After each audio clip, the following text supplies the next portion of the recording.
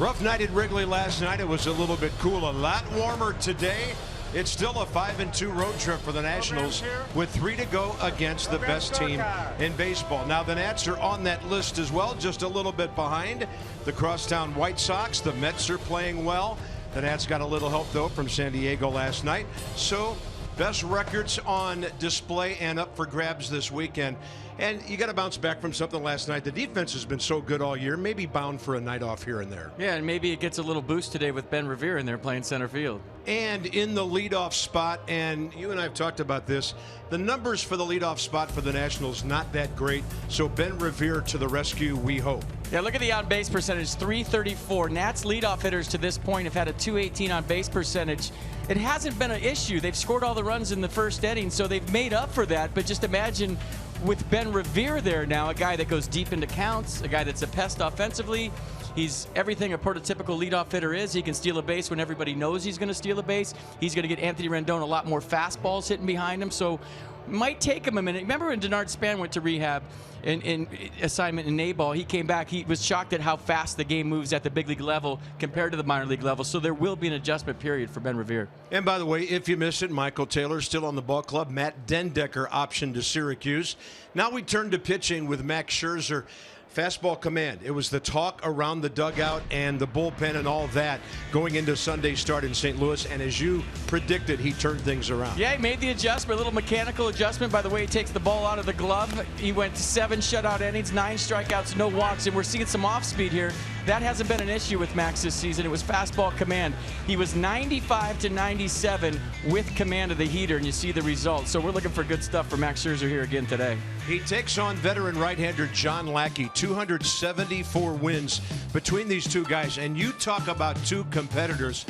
Lackey had Kelly Johnson of the Braves tried to bunt on him in the 4th inning of a no-hitter he had going on recently. He went crazy over that, and he's the kind of guy that'll battle you just like Max will. Yeah, 2 intense guys. So the reaction shots of both pitchers today are going to be priceless. Both guys into it every single time they're out there. Yeah, we'll be on the lookout for these guys. Hitters not going to enjoy it a whole lot, but Jason Worth having a pretty good stretch right now. In his last 7 games, Jason has 8 hits. He's driving in runs, 3 homers, 9 RBIs. Hit another one here last night. The Nats and the Cubs. Game 2 from Wrigley on a gorgeous day.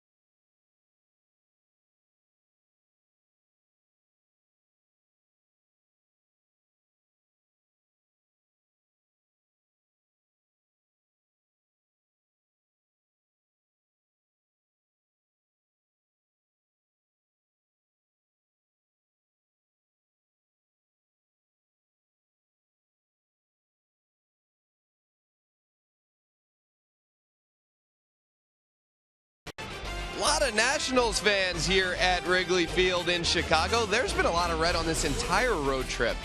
Nats fans coming out from D.C. to support their ball club as we swing through the Midwest. Mark Zuckerman from MASNsports.com joins me now on the field. Mark, news of the day, Ben Revere is back with the ball club.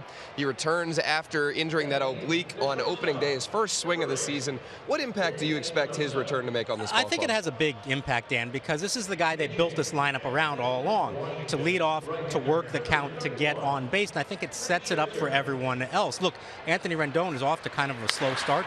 Could some of that be he's had to come up a lot after Michael Taylor maybe makes an out on the first pitch or two or strikes out quickly. So I think it helps Rendon, which helps Harper, which helps Zimmerman. This is the way the lineup was built all along. Now we're going to finally get to see it all together. And we saw it the last couple of years with Denard Span leading off and Anthony Rendon having so much success behind him. Those two kind of feeding off each other.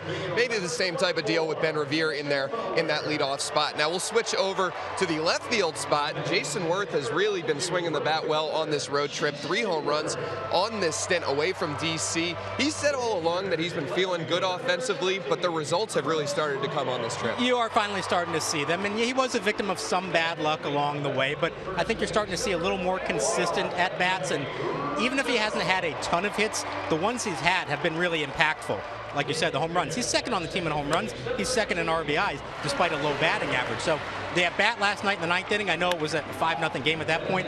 He battled all the way through. That was a classic Jason Worth at-bat. Fouled off a bunch of 2-strike pitches, finally found the one that he wanted and hit it almost onto Waveland Avenue. That's a good sign for this team. You tell people that Jason Worth would have 6 home runs in the first 4 or 5 weeks of the season. You know, that might be something that a lot of people might not expect. The power has really been there for Jason early on. Now, Jonathan Papelbon has 2 blown saves, one of them in Kansas City, which prevented the Nationals from coming into Chicago 6-0 on this road trip. Personally, I'm of the mind that it's still kind of a small sample size. We're only a little over a month into the season. 2 blown saves in that span, not a major deal.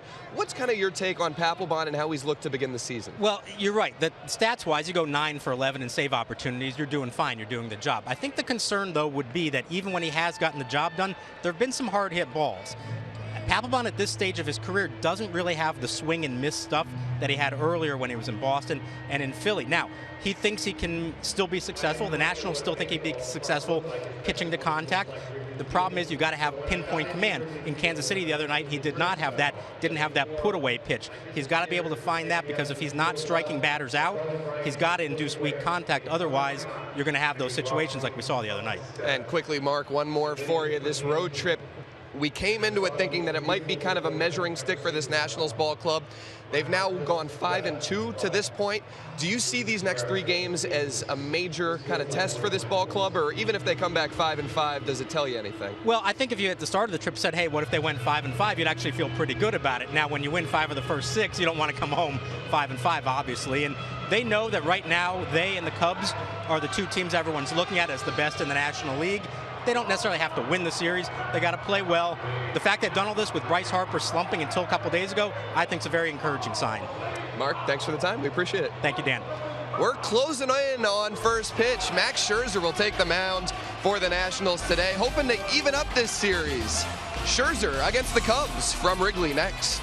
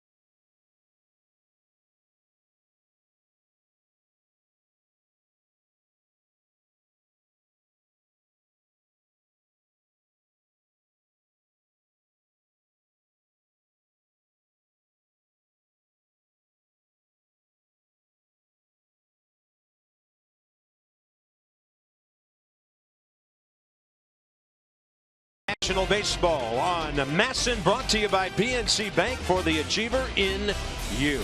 And by Ocean City, Maryland.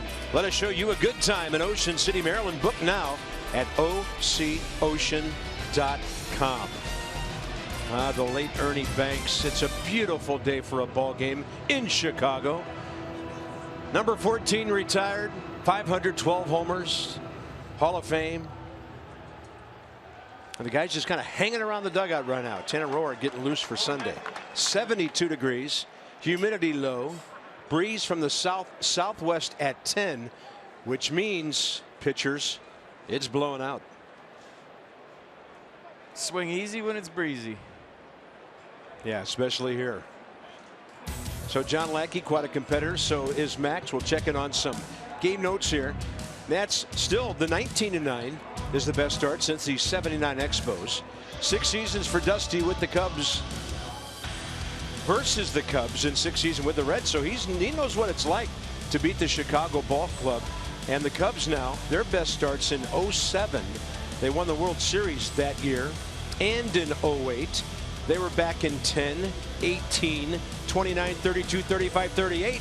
And their last World Series losing to the Tigers in 7 games, 1945. They've been waiting a long, long, long time.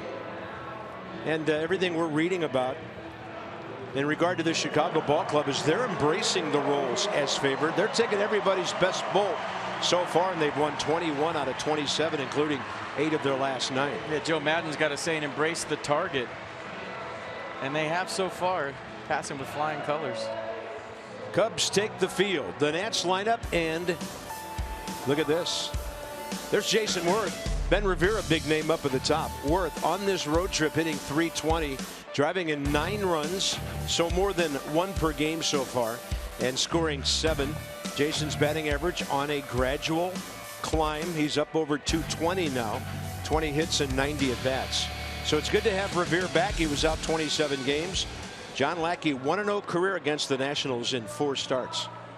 Yeah, tossed a season high 8 innings last start on the first against the Braves. Received a no decision. The Cubs lost that game 4-3. Went 8 innings, gave up just 3 hits and 3 runs. 2 of those runs earned. So fastball, slider, curveball change for Lackey. Fastball is a sinker, averages 91 miles an hour.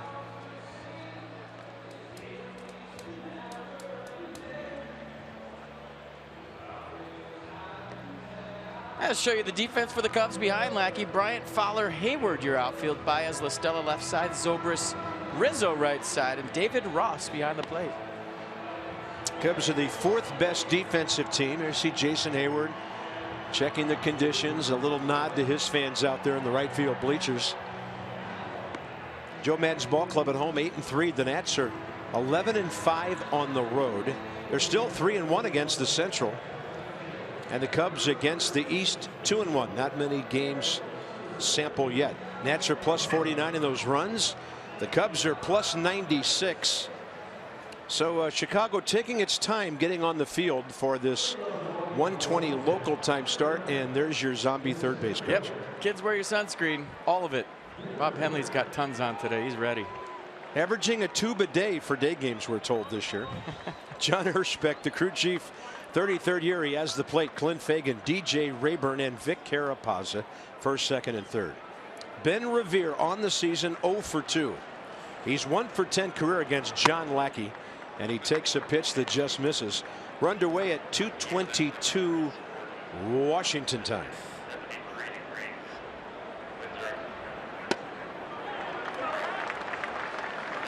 Well, welcome back, Ben Revere. Here we go.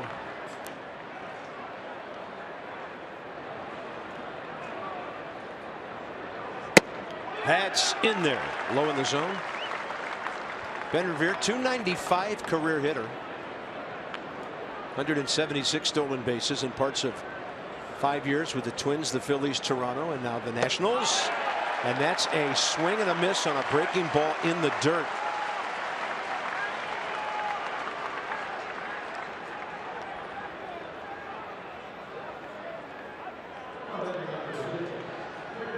Next up, Anthony Rendon.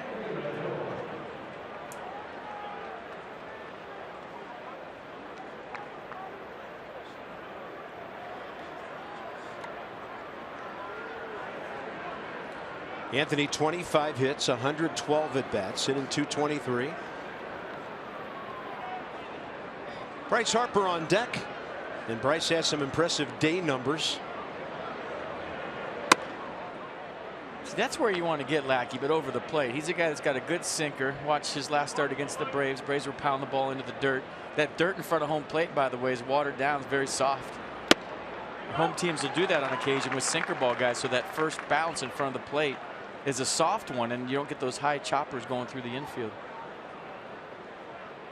It's all legal. Your own ballpark. 1-1. Rendon takes one low and inside.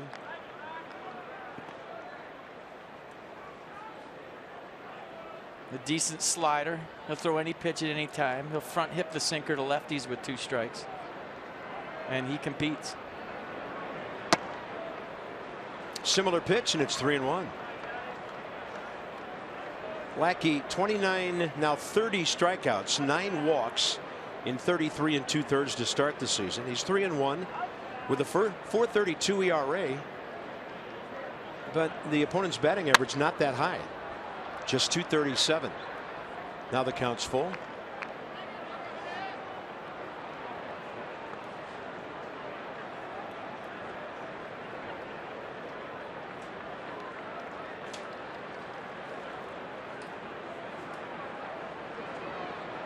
And a 3-2.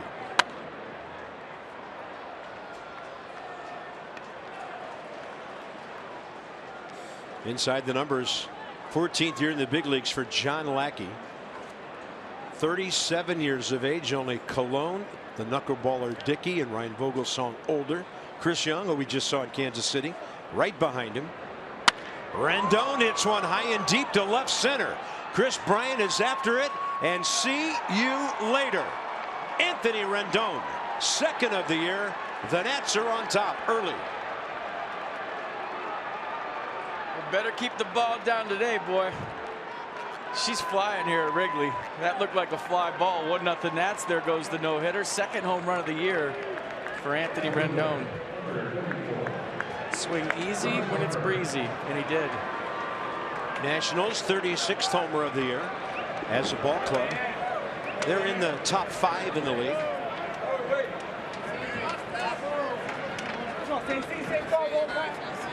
And for Anthony Rendon, career homer number 35. Here's Bryce Harper. Did you hear that in the audio? Harper goes up hacking. 3 hopper. Ben Zobrist 2 outs. Somebody in the dugout said same seats. Starting early here. 3-1 pitch. Gets that tailing fastball in. Click. 1-0.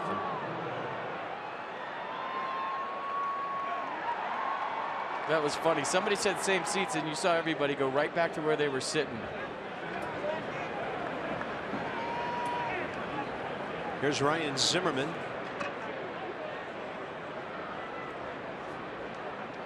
Oh for 4 last night. Couple of ground balls, a strikeout, a fly.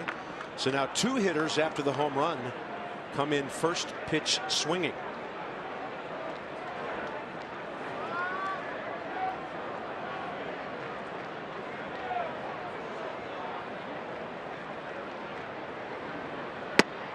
He gets the inside edge with that one. Another first inning run on this trip. 15. Look at the Midwest conducive to quick starts. Lackey took a step or 2 toward the third base dugout, but he had just been given the inside edge on the pitch before this. Well, what's pitch track think? David Ross is setting up off the plate. I mean, he hit the spot. Out there again, and the breaking ball gets Ryan Zimmerman this time. The Nats are on the board. Anthony Rendon, 26th hit of the year. Now he's hit a couple of home runs on this road trip. It's another first inning run for Washington.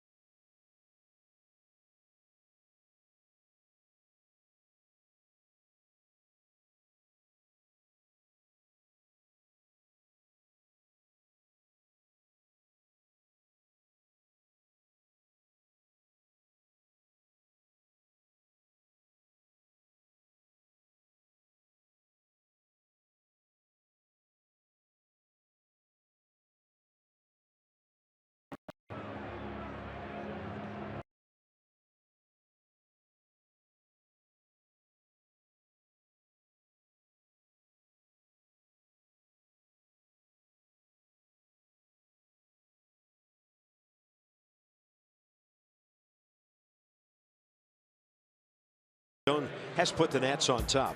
They're hitting .258, 7th in the league. First in the major leagues in runs with 164. Ben Zobrist, 4 RBIs against the Nats last night. Popping the ball all over the place, 16 RBIs in 11 games.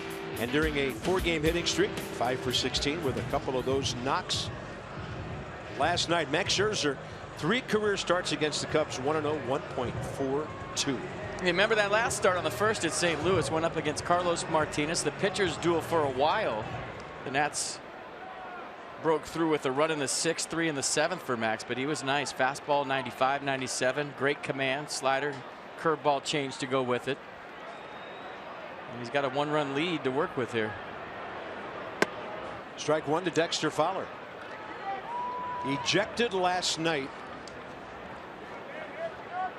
after striking out in the 5th inning. Actually, the 3rd inning. Hayward then came in to replace him. He struck out in the 5th, though their leadoff spot was 0 for 4 last night. Different umpire behind home plate. It's the crew chief, Hirschbeck. 1-1 pitch. Foul tip, and that one got Wilson Ramos.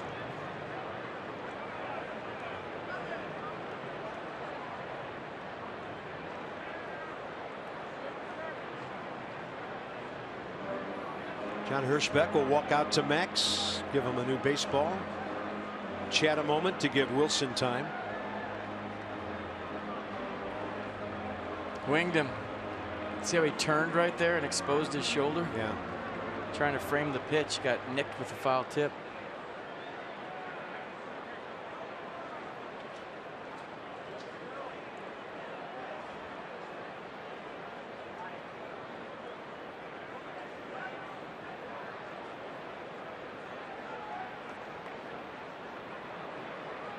Jose Lobaton thinking along with his catcher and probably hurting along with him right now. 1 ball and 2 strikes to Fowler. Hayward and Bryant to follow. He's screaming, "We got ice." What are you talking about? It's what they yell at each other when they both get nicked up. 1-2. Breaking ball low.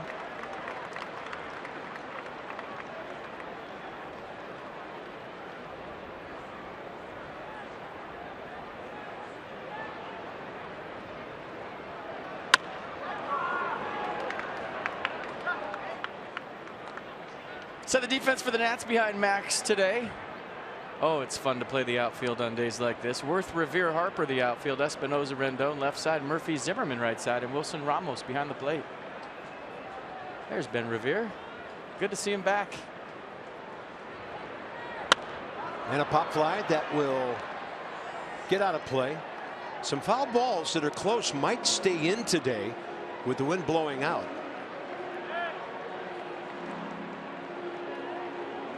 It's kind of funny how Wrigley is offset when you look at the center field wall. Ben Revere's playing almost in the middle of center field, but the 400 mark is way off to the left of him. And a swing and a miss at a high heater by Max Scherzer. 40th strikeout, 12 walks in 38 innings. This challenge heater. Dexter Fowler giving him a good battle. That's what the Cubs do. So the 7-pitch at bat to lead it off goes Max Scherzer's way with a fastball that Fowler was late on. In Max's mind right now, he's got enough runs to win this game. That's how he thinks. Jason Hayward, 3 for 6 career against him. And scuffling with that wrist that's bugging him. Batting .207. 19 hits, 92 at bats.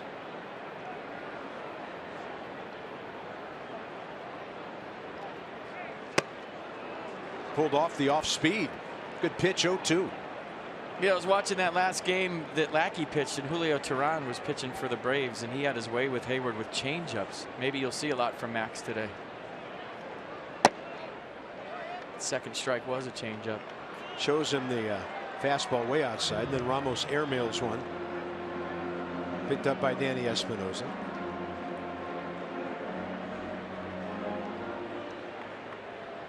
It happens. Even at the highest level, it happens. It's like an air ball and a free throw in the NBA. 1-2 with 1 out. Came inside and missed.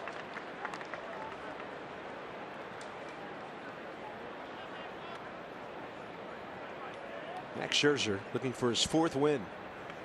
Brought that ERA down to 3.55 Sunday in St. Louis. That's close to buzzing the inside edge, and the count goes full.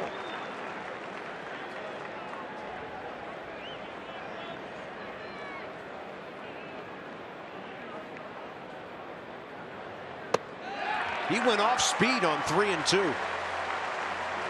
Lost him. He was way ahead. 1 on, 1 out.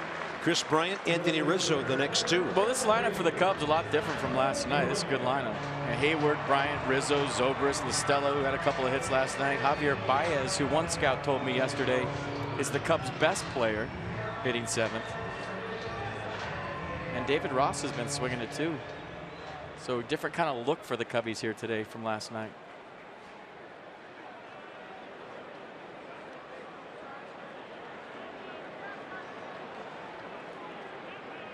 Bryant with an 11-game hitting streak, 17 hits over that time.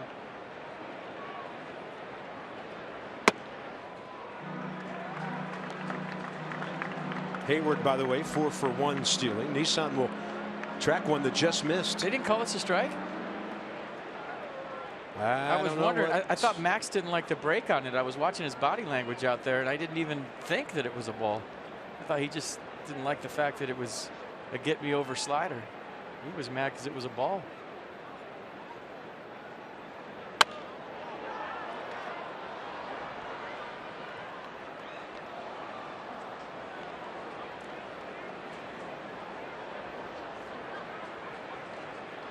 I'll tell you this, we know the home plate umpire has a short fuse. We've seen it before. John Hirschbeck. He likes to throw Bryce out. That's like his favorite thing to do. Infield to pull. Murphy nearly up the middle. 1-1 to Bryant. Good lead by Hayward. Max with a hold for a while. Froze the runner. 86 by Bryant. 1 ball, 2 strikes. Chris Bryant 0 for 2 career against Max with a base on balls. A lot of these Cubs, including Rizzo, who's 398, have big on base percentages. Bryant 390, Fowler 462 coming in.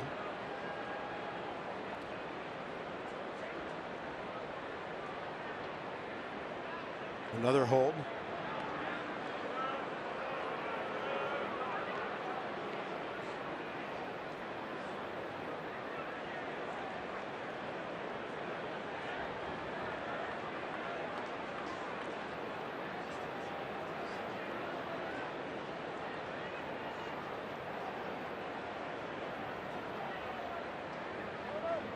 Now Scherzer a step off.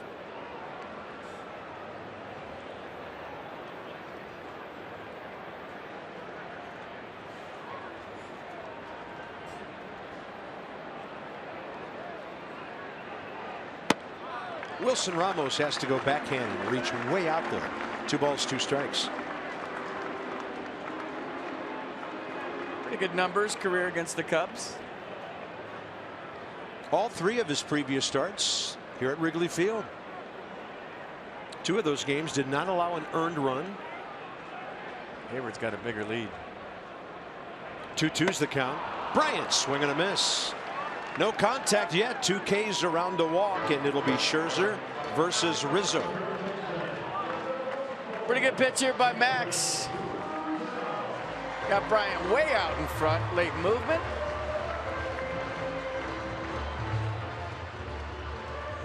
These guys look like they're really gearing up for the fastball, and Max is pulling the string.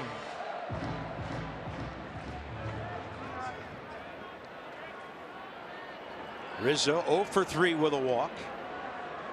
Thrown out at third by Bryce Harper last night on a Zobrist base hit. Outfielders playing a little deeper today than they were last night with that breeze coming in gently.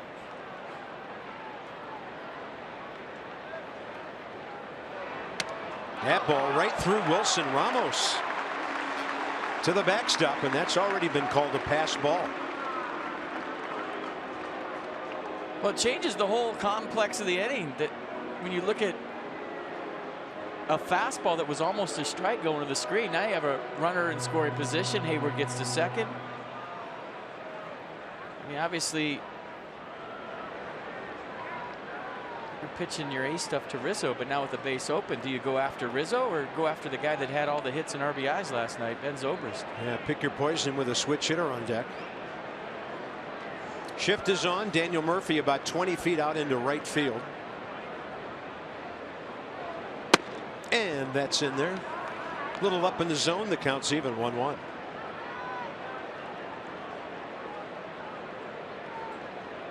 Rizzo, top 3 in the league, 17 extra base hits. One more than Harper, one more than Murphy, 2 more than his teammate Dexter Fowler.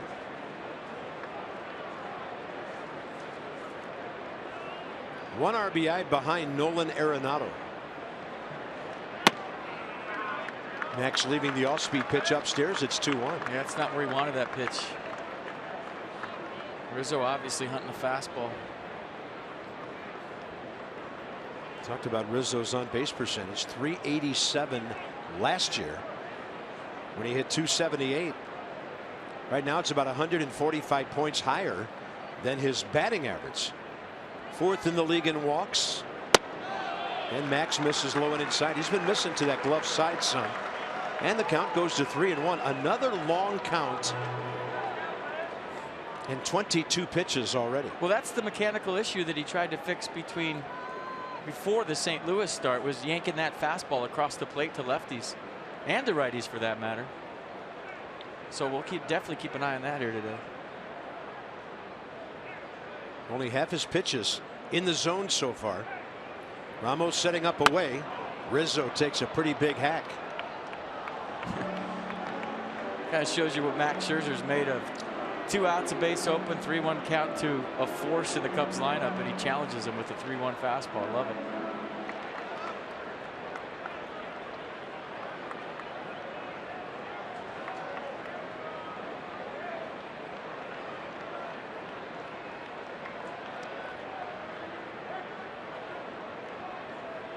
And the payoff pitch with 2 outs. Right side, usually a base hit, not with Murphy out there. And Max Scherzer, it's a battle. Took about 24 pitches, but he has the 1-0 lead on the Rendon home run.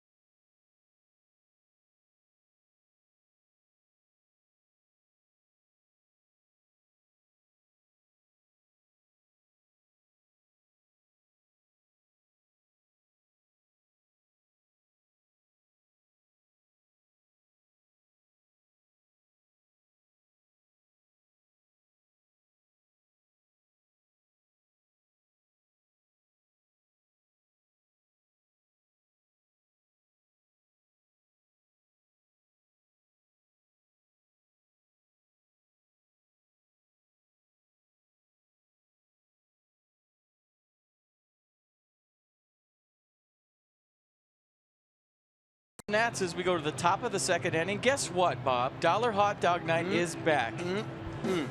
Quit making that noise. Catch the game between the Nats and the Tigers on Tuesday, May 10th. You get $1 hot dogs courtesy of Hatfield. How many can you eat, Carp? Visit nationals.com/tickets and bring your appetite. And you had a hot dog before the game today here at Wrigley Field. Yeah. And the reviews weren't that good. There's George Will. He's going to eat a hot dog sometime during this game. Yeah, George has the old school, the old Chicago seed that looks a lot like the old Cincinnati C and the Cleveland C. Yeah, I discovered Wrigley Field does have a major flaw. The only thing I found wrong with this ballpark. Murphy, deep right center. That ball is heading to the ivy, hits the bottom of the basket on a hop, and Daniel Murphy is going to pull into second base, leading off the second. Couple of triples, 4 home runs, and now 11 doubles on the year. The nerve of Daniel Murphy not to get a hit last night. Are you kidding me? How about that? But Wrigley Field, and here's the good tailing fastball for the hitter right out over the inner edge. FP, boiled hot dogs have no place in baseball. Nope. And that's what they do here at Wrigley, and I'm not happy about it. No, you're not. I just wanted to give you that opportunity to vent. I'm feeling better. Are you all right now? Better. You still wolfed it down. Got to have a grill. No, there were 2 of them, You actually. crushed them. Like you're going to the electric chair. They're going to boil me. They're not going to boil my hot dogs. I'll tell you that. Next up is Jason Worth, 9 for his last 29 with 3 homers and 7 RBIs.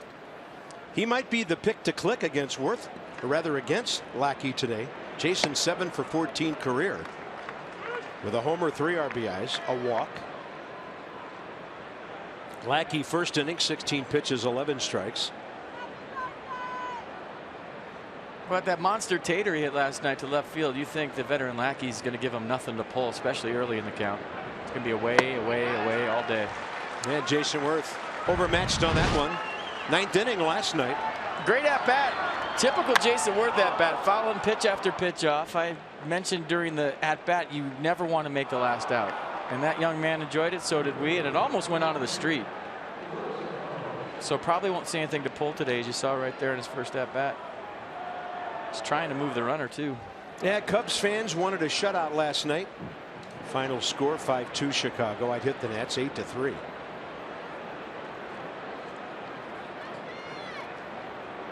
Ramos 0 for 4 last night.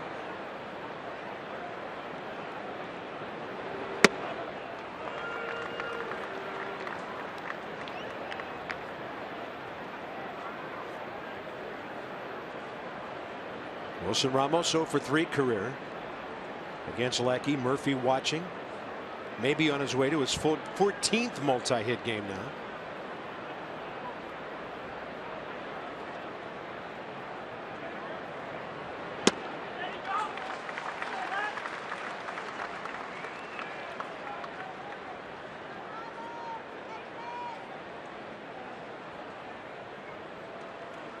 Tell you what, if you don't pay attention to Daniel Murphy, he'll steal a base, and he can steal third too. And I'm watching right now the Cubs middle infield. Zobrist, Baez are nowhere near Murphy. He can get off as far as he wants right now. Nobody even coming close to keeping him close. Yeah, he could go a lot further than he is right now. Lackey's looking him back, but there's nobody there, and that's where you really rely on your third base coach, Carp. It's hard to hear him, and when there's big crowds like this.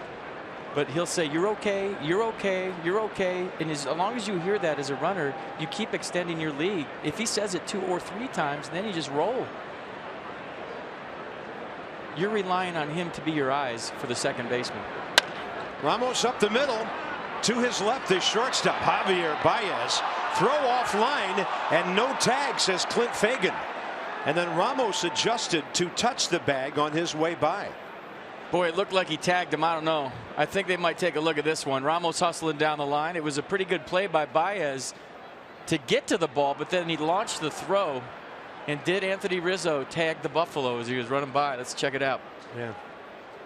I mean, he immediately pointed to Joe Madden in the dugout. That tells me he had some contact here. Not so sure. Can't tell there. Yeah. It was kind of interesting.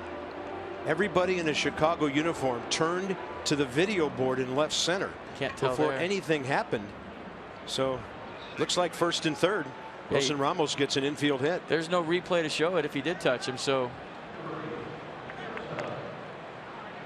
saw what happened when the Nats took advantage of some errors with the Royals the other day in a day game. We'll see what happens here. Yeah. 2 challenges last night resulted in nearly 8 minutes of delay. So here's Danny Espinosa, corner situation, 1 out. 8 minutes on Rush Street that I'll never have back. Espinosa, 203 left-handed, takes it downstairs. He's 0 for 3 career against Lackey. Even though Espinosa only has 15 hits, he has driven in 11 runs, batting 8th nearly every day. So this is where Lackey, the veteran pitcher, is going to try to throw low strikes below the strike zone. He wants a ground ball. Danny Espinosa is looking to elevate and drive it up the middle or bring a bunt with him.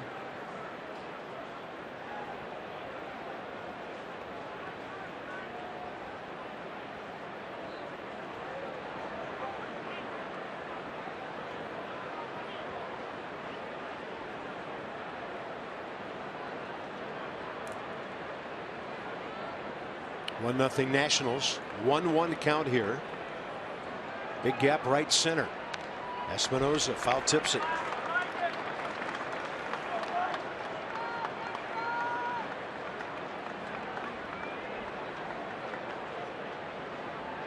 It's a big at bat early in this game. John Lackey knows he's going up against Max Scherzer today, and every single run is huge.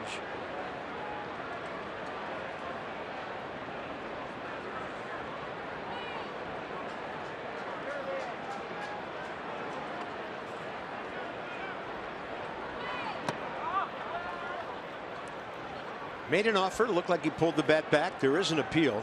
Vic Carapazza says no swing. Did you see what happened right there? David Ross wanted fastball in. John Lackey shook to the curveball. And the reason John Lackey probably shook to the curveball is Danny Espinosa got hit twice last night with fastballs in with 2 strikes.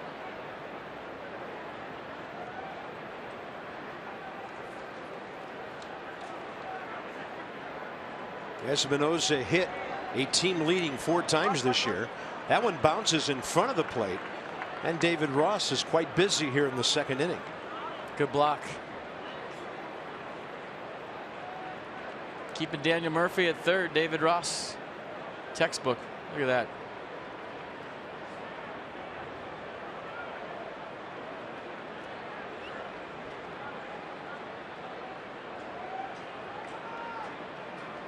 Now it's 3-2 with 1 out.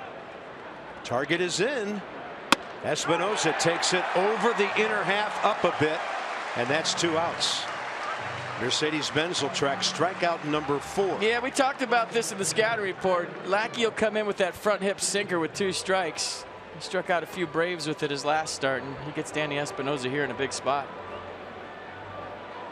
But now you got 308 stepping in the box. Yeah, Scherzer 4 for 13, 2 RBIs. He got a piece of that, foul tipped it.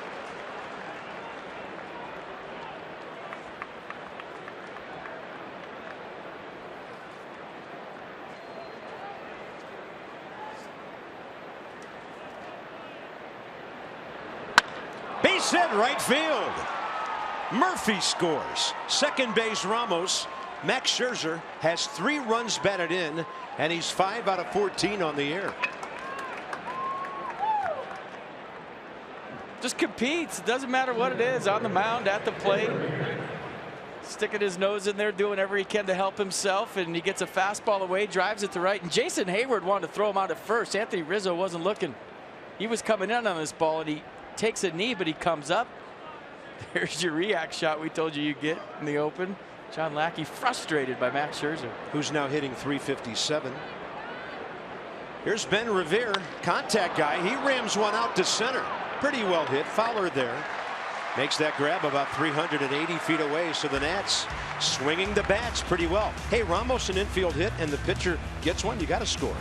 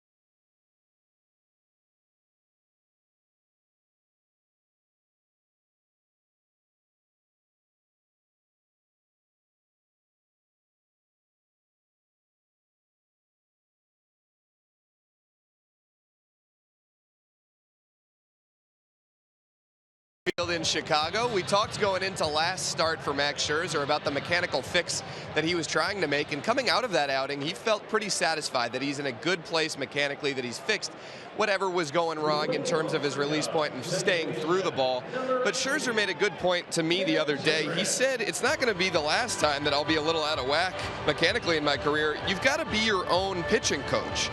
Now, he certainly respects Mike Maddox and his past pitching coaches, and he'll heed their advice on things.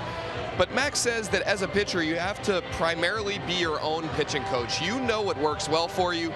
You know how to lock yourself in when you're going through some struggles. So that's one thing that he's kept in mind over these last handful of years as he's kind of evolved as a big leaguer, is he'll listen to his pitching coach, the other staff members that are a part of the coaching staff, but he knows what works best for him, what makes him tick, and when he's going wrong, he knows how to fix it as well. Yeah, he's done some nice repair work lately, Max Scherzer. So we're going to the bottom of the second inning. That's Dan with our Coons.com sideline report. 24 pitches, 13 strikes. Over 2 million vehicles sold and counting at Coons. Max and Ben Zobrist have met each other 23 times. Ben is 3 for 20 with 3 walks, a homer, 2 RBIs, and he was the Cubs' offensive star last night.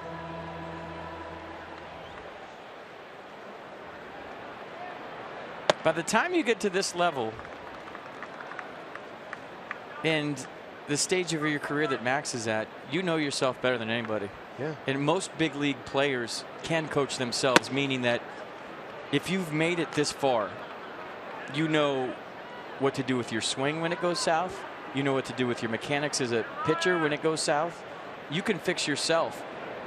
But it's always nice to have another set of eyes with way more experience than you have to see something little that you might not be feeling or seeing.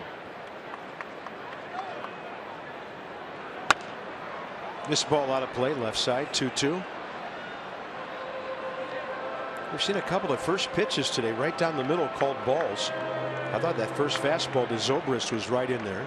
Then he got the corner outside to even the count. Now it's 2-2. You got catcher setting up all over the place for Lackey and Scherzer. See where Wilson Ramos moves here to the outer edge. Too far out there. 3-2. Another long count. Check out Zobrist's hands. This is to keep him loose and maybe keep him moving.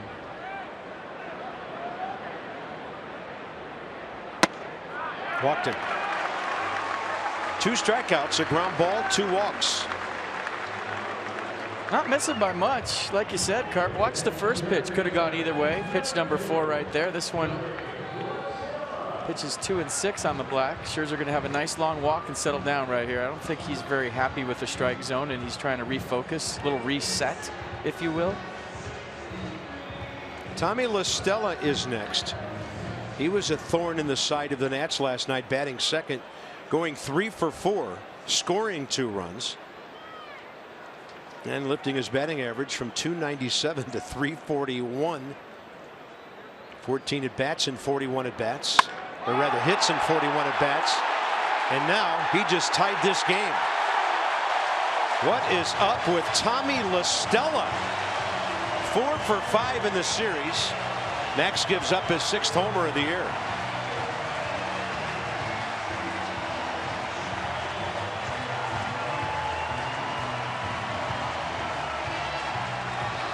Well, it's one of those days here at Wrigley. I don't care who you are, you get a home run. And you see the fastball right where Max wanted it. La Stella catches it out front. Ties this game up. Good swing. Good catch. First pitch home run there. Tommy La Stella has just doubled his career RBI total already this season. Good ball clubs get contributions from everybody, even if they're not in there every day. And here's another one. Javier Baez, 23-year-old infielder from Puerto Rico, and he's hitting .341. Yeah, he doesn't get cheated. Watch these swings. 0-2. Yeah, he lets it fly. I've been told that he's making adjustments with 2 strikes this year and shortening up his swing and going the other way, where that wasn't the case last year. Hit .289 in 28 games as a big leaguer in his debut last year. Max Scherzer carves him up for strikeout number 3. First out, second inning. David Ross and John Lackey the next two. Good slider. Back in the strike zone, not phased. Cubs catcher. Usually the backup to Miguel Montero, who's on the DL with a bad back. Tim Fedorovich, who played last night, now sharing time with Ross, who's 9 for 36 with a couple of home runs. 3 for 11 career against Max Scherzer. On the edge.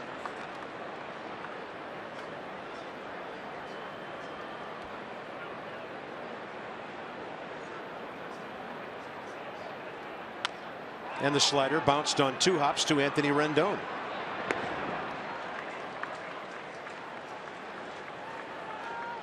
John Lackey is next. So Scherzer has 5 hits on the season, 3 RBIs. In front of the big crowd, Lackey steps in 2 for 14, and he has 2 RBIs.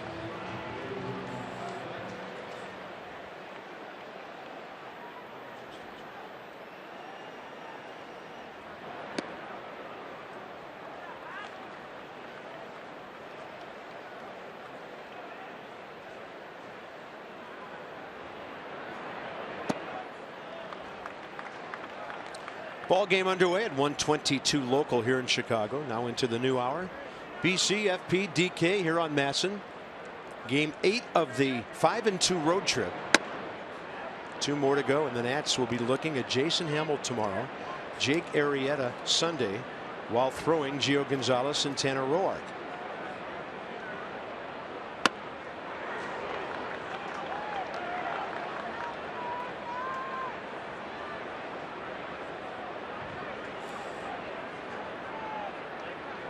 Two-two pitch.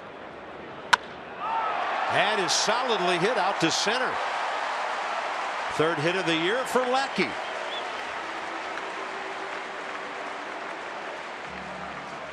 Not so fast in the second inning. Fowler is next. The game within the game. You get hit off me, I'm getting hit off you. Max Scherzer's was a 2-out RBI, but John Lackey, that's what veteran guys do. I'm going to get you. You could tell his swing that whole at bat. He wanted to pay Max back. Ryan Zimmerman going to play behind John Lackey now. Just telling Max. Dexter Fowler, the hitter, struck out swinging to start the game. 4 for 17 career against Scherzer. Way out ahead of a curveball at 79. He saw Tommy La Stella go deep on a first pitch fastball. He said, "That's a good idea. I'm going to do that when I get up." Dexter Fowler did not re-sign with the Cubs until the 25th of February after hitting .250 here last year. He was out there for a long time during the offseason. Pop up Danny Espinosa, sun blazing in his glasses. So the power show today by the 3rd baseman, Anthony Rendon, deep for the Nats, La Stella for the Cubs.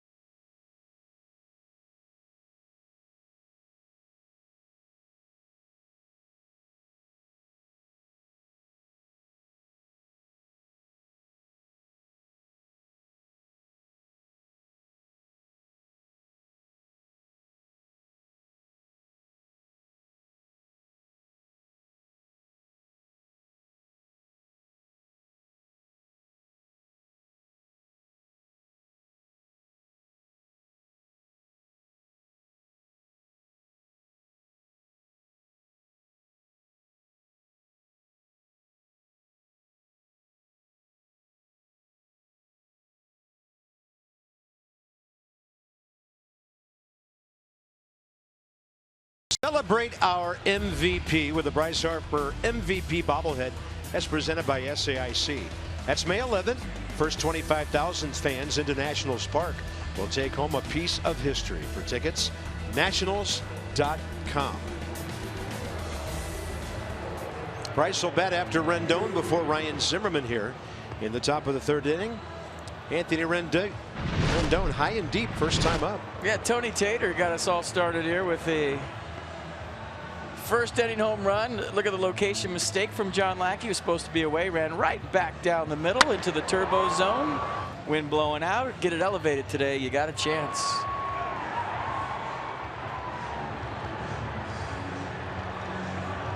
Speed 94. It's not like the wind is gusting out. I don't want to take too much away from the hitters, but there's a nice breeze blowing out to center. It looks to me like it's increased since first pitch. It's about 100 now, I think. It's really blowing straight out. So Anthony Rendon, second homer of the year, RBI number 4.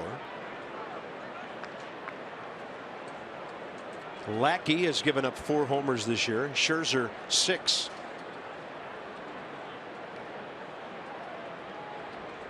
Target away from Ross. Right out there, strike 1.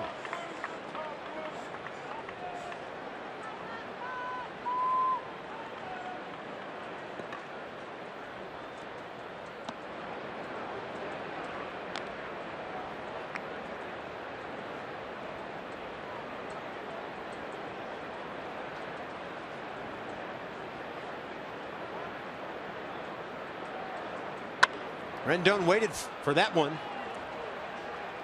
And on the off-speed pitch, Dexter Fowler, first out, third inning, bringing up Bryce Harper, who swung at the first pitch after the Rendon homer and grounded out to second. So in the daytime, 7 of his 10 homers, batting average over 100 points higher, slugging no contest, on base percentage plus slugging 550 some points higher.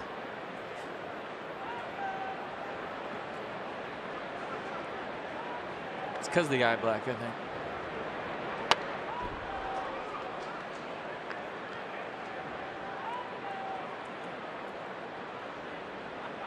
Bryce last night on base 4 times. Walks in the first, 4th, and the 9th. Base hit right field, 6th inning. Shift is on. Way inside, 1-1.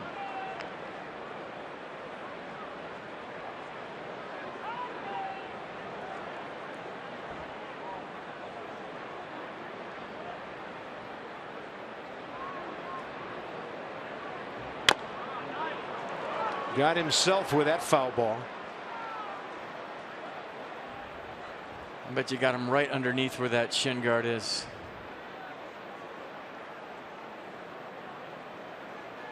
Yeah, right there.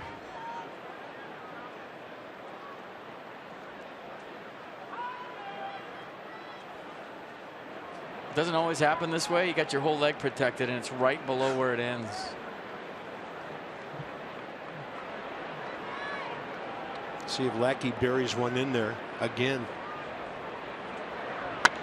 Pitch away a little bit. Bryce stayed with it.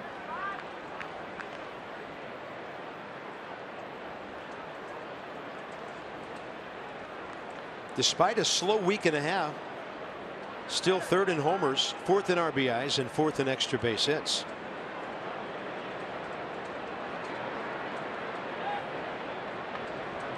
They want it up.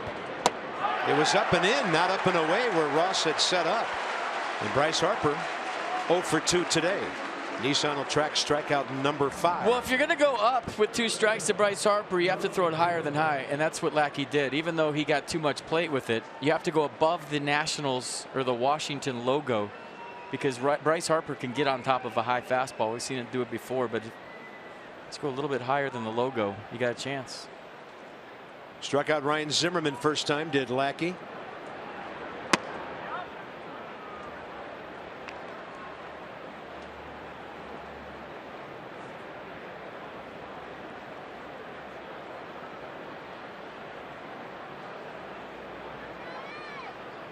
Ross way out there.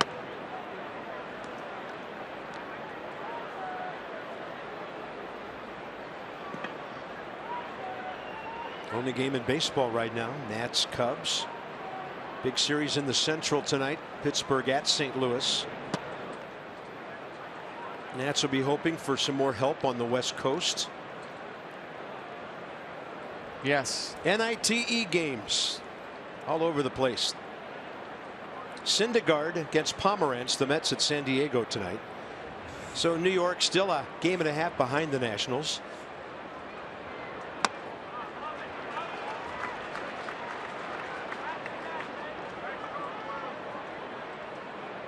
And how about those Marlins hosting the Phillies? 3 straight, 10 of 11 for Miami. Fisher playing well.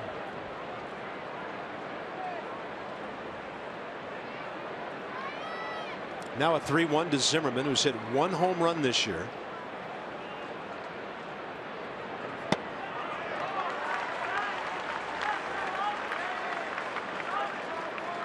Yeah, so look at the Marlins trying to leapfrog the Phillies now.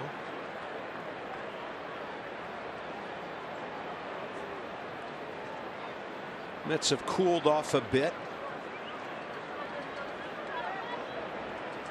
3-2, target away. Zimmerman gets a fastball out there. Hits it pretty well to right center. Fowler right under the basket. Slams into the ivy, which covers the brick and makes a very good play. One of the toughest plays in baseball for an outfielder in more ways than one.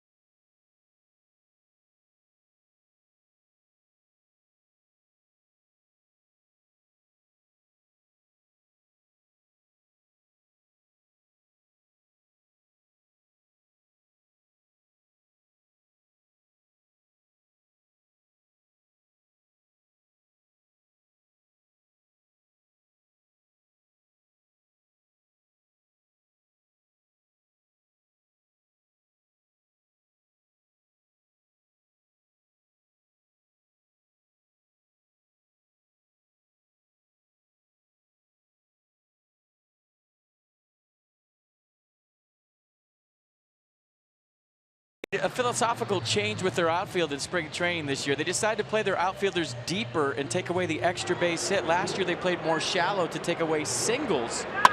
And you see the results. Dexter Fowler going a long way for this ball.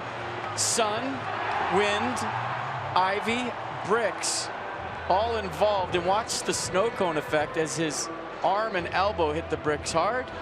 Kind of regrips the baseball with his glove and steals at least a double away from Ryan Zimmerman. That might have been a triple had it hit the wall. Yeah, I think that's a great call by the Cubs, FP. The other thing you do, your guy gets back there quicker than he used to. Maybe you're protecting your player's health as well. Well, there's 2 philosophies. One is you play shallow to take away the bloop singles, the good pitches your pitchers make.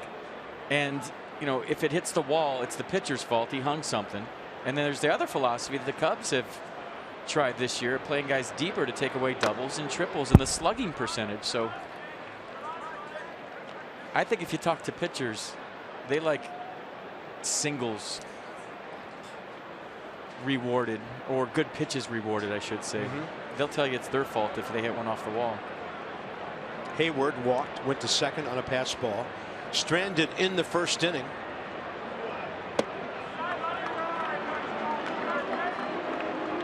But when you think about OPS, Cart, now the biggest stat in baseball for, you know, for the offensive measurement of a good player, you're taking away some of that slugging percentage if you play deeper. I get it.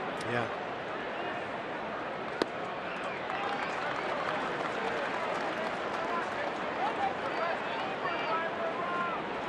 Hayward has done plenty of leadoff hitting in his career. We saw him do it in Atlanta. And he hits this one in the air, right behind the infield. Murphy, Espinosa. Danny will make the second call and call Daniel off the ball for the first out. Hayward now 0 for his last 20. Don't forget about that Bud and Burger pack presented by Budweiser. On sale Thursday, Friday, Saturday home games. You get a ticket plus a beer and a burger starting at $35. Some restrictions apply. Visit nationals.com/Bud and Burger. Lots of red people here today. Strike to Chris Bryant. Scherzer struck him out first time.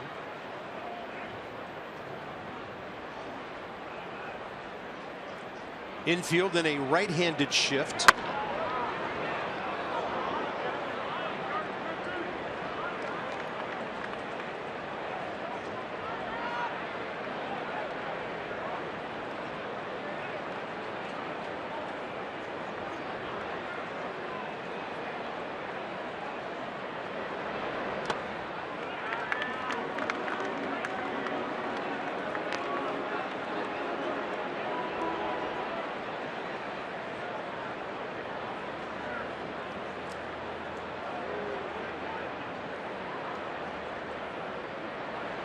One-two off speed. Bryant way out ahead.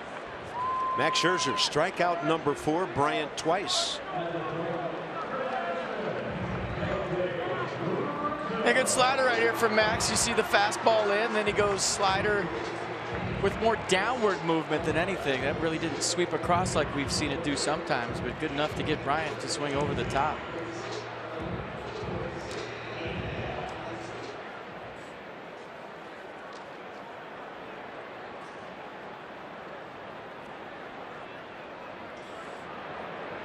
Scherzer to Anthony Rizzo. Had a pretty good deep in the count battle. Bottom of the first before Rizzo hit a ground ball to Murphy, where he is in right field right now. And that ball is high and deep. And fair. Called fair by Clint Fagan. And the Nationals, Daniel Murphy and Ryan Zimmerman, plus some guys from the bullpen, can't believe it. Well, it hit the flag. The flag is on the right side of the foul pole. The flag is foul. It was blowing foul. And that's what Ryan Zimmerman and Daniel Murphy are saying right now. So you see the flags? They're on the foul side of the pole. And it hit the flag on the foul side. Dusty Baker wants everybody to take a look at it. I'm watching Ryan Zimmerman. I'm watching Daniel Murphy. I saw it hit the flag. So if the flag's blowing the other way, Carp, it's fair. The flags are blowing on the other side. It's in foul territory.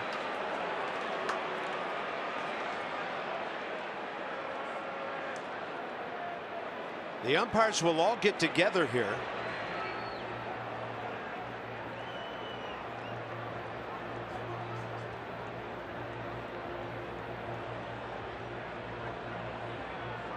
And to the headsets they will go.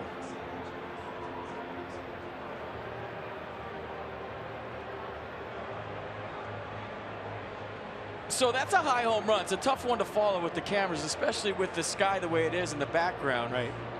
So I don't know if we have it. I looked next door on the Cubs broadcast. They don't have it.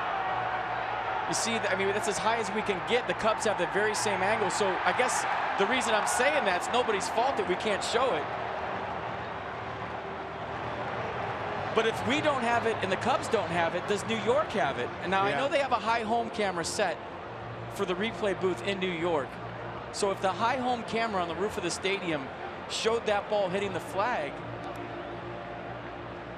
in foul territory, well, it's on the scoreboard right now. Yeah, they're showing a back and forth on the scoreboard, which shows the baseball going by the flags. And it's really hard to tell. And the bad news for the Nats on that is there an indisputable look? I don't think there's enough there to overturn it, which is unfortunate. And who would have thought those flags would come into play? But isn't that an issue now all of a sudden?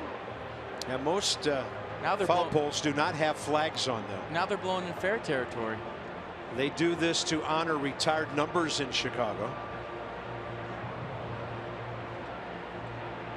The guys with the best view were Ryan Zimmerman and Daniel Murphy. Murphy was playing right field, for crying out loud, with the shift on Anthony Rizzo. He was basically standing right there. He went nuts. Ryan Zimmerman went nuts. You saw Max Scherzer's reaction. But I don't know if there's enough to overturn this. The shot that they're looking at on the scoreboard, you can't tell if the flags are fair or foul by the angle of the camera. Yeah. But they were definitely foul, and the ball definitely hit the flags in foul territory. We'll see how this goes.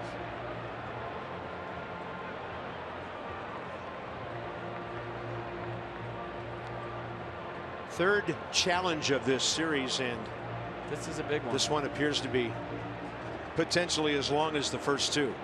I think we went 3:46 with the first one last night, 4 minutes with the second one. Headsets are off. It's a home run. Yeah, we'll get the email and they'll say the replays were inconclusive. There wasn't enough evidence to overturn it, and that's just to hang with them. Tough break for the Nats. Anthony Rizzo, 10th home run of the year. RBI number 28 ties him for the league lead. I'll tell you what, when you're 21-6, they all go your way. Max Scherzer has given up all his runs on homers today. Zobrist a walk, La Stella the 2-run shot, Rizzo a solo. 3-2 Cubs, bottom of the third. 2 minutes and 25 seconds on that one.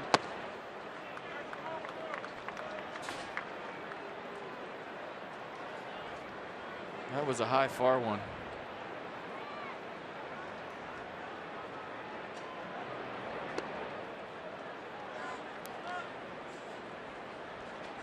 Yeah, and those flags over there way into foul territory again as the wind shifts from time to time. 1 ball, 1 strike to Ben Zobrist, who walked ahead of the La Stella home run. And now he's hit one of his own.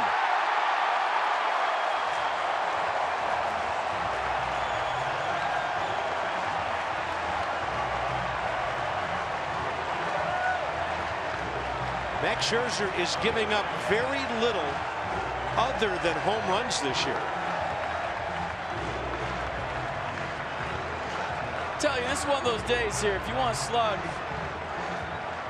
that's the only way you're going to win this game, because fly balls are jumping out of here. I mean, that's just lofted, right? The wind's blowing out. Get it up in the jet stream. Watch it carry. Rizzo's is out of here on any day. That's a legit homer if it was fair.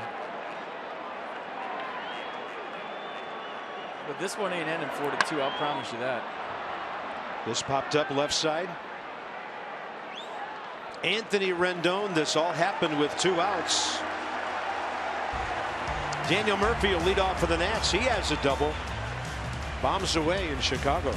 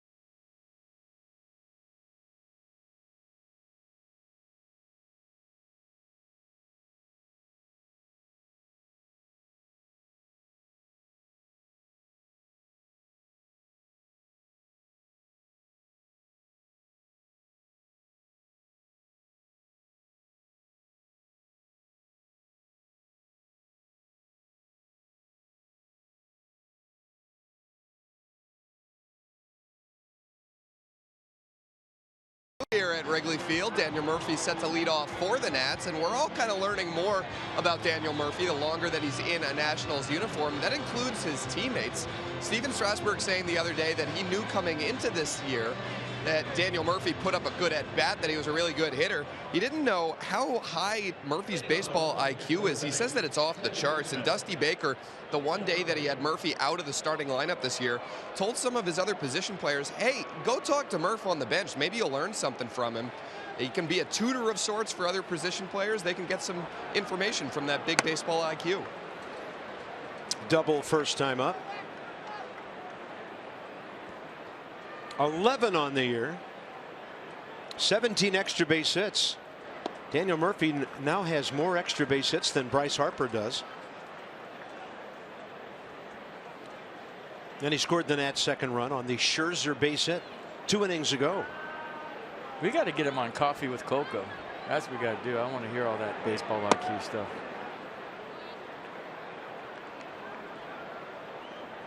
Or just mic him up, and I want to hear the conversations nightly with the umpires.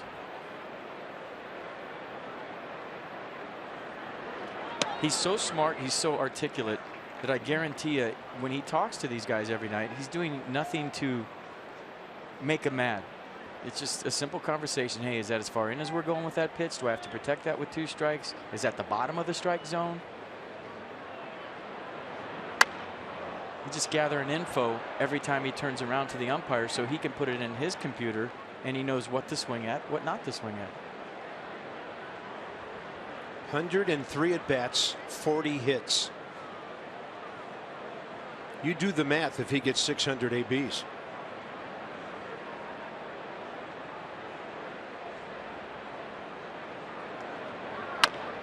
That is off the bag and a base hit. Rizzo was waiting for it, and up it went.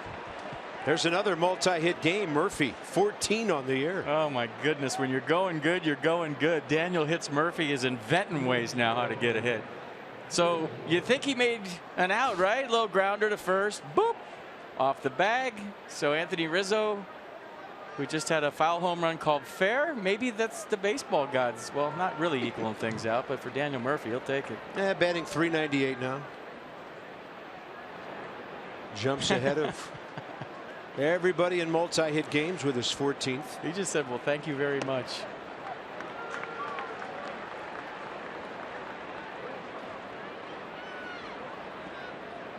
Worth on a breaking ball away struck out first time.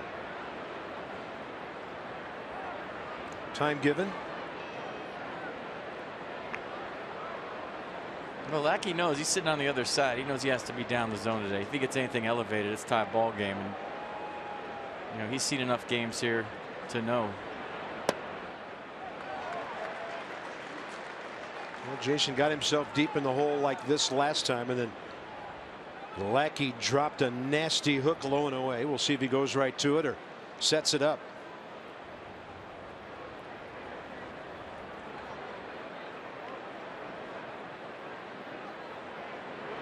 Yeah, the fastball up and in.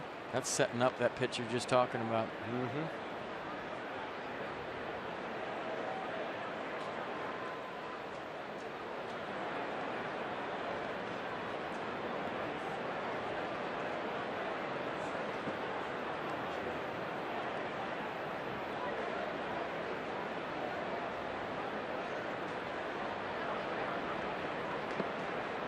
And he buried that thing low and away. Gets the count back even, 2-2.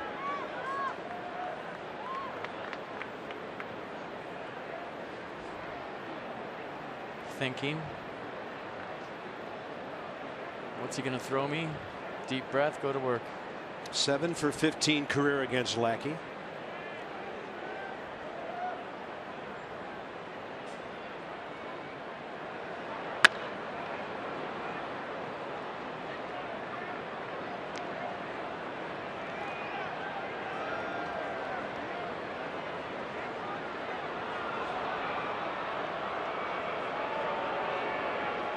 Cubs give Worth a big gap in left center. Big gap on the infield too. He throws that slider away. That extendo swing is first and third. 2-2 pitch. It's right back door the fastball right here. Yeah, it's funny. Just kind of struck me. We sit so close to the field here. We're elevated fairly high up, but we're really close to home plate. And from our vantage point, the infield looks as big as the outfield does here. You talked about how cozy it is. Mercedes on the at bat here. And now Jason Worth is 6 of John Lackey's 2,000 career strikeouts.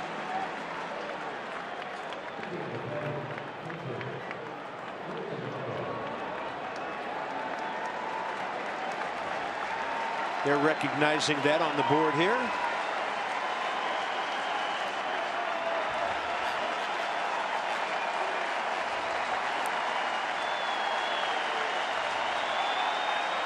He's standing over here at Wrigley.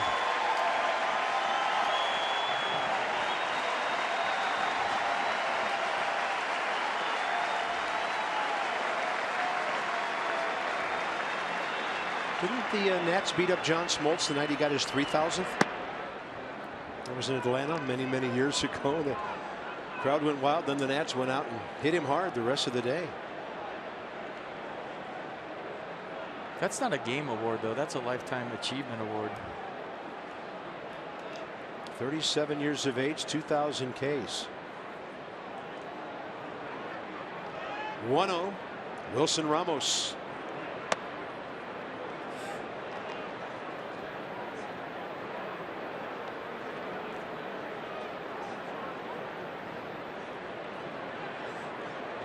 Wilson base hit up the middle last time on the wide throw by Javier Baez, who had a long way to go.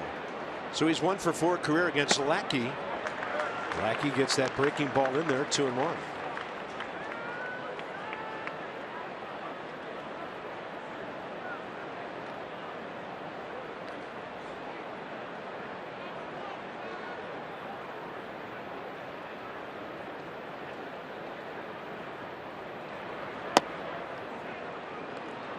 Well, Wilson's got power to right center, and Lackey's been staying away this whole at bat. If he gets something elevated here in a 3-1 count, belt high, middle away, he can make this a tie ball game in a hurry.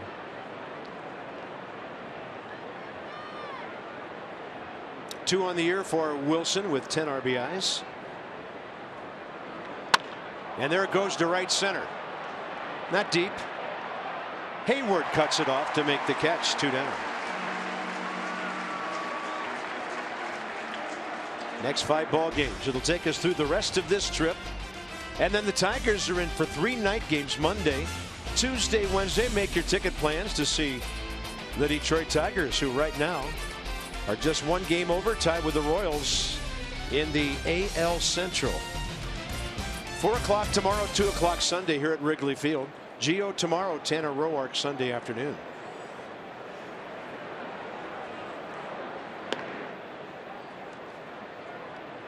Big one today, as tomorrow they face 4-0 Hamill, 1.24 ERA.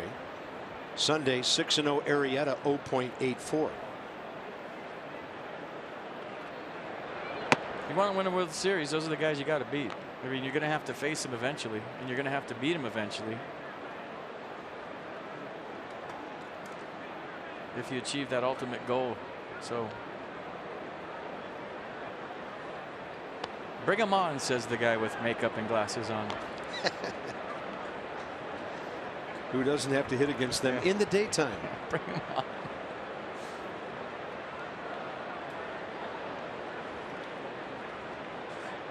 Murphy still at first, 2 outs now. It's a backdoor breaking ball, a good one by Lackey. Danny Espinosa, big at bat last time, struck out first and third, 1 out. Max Scherzer bailed him and the ball club out with an opposite field single in the second to put the Nationals on top 2-0. All Cubs with the homer since then. Danny Espinosa gets drilled again. 3rd time in this series, 5th time of the year. What did Danny Espinosa do to the Cubs? I don't know, but Dan's going to tell us more. Bob, this is the 6th time Danny Espinosa has been hit by a pitch this season. The previous 5 all with 2 strikes, strangely enough. And Danny was telling FP and I the other day in St. Louis that when he gets 2 strikes, if pitchers bring that stuff inside, he's not moving. He's going to wear it. And he wore another one there, number 6 on the year. Yeah, 5 of those hitting left-handed. Well, stuff wasn't the exact word. Family show. We cleaned it up, Dan. I like it. Max Scherzer now. Another chance to drive in a run. And you should see how Rizzo and Zobrist are pinching him on the right side of the infield.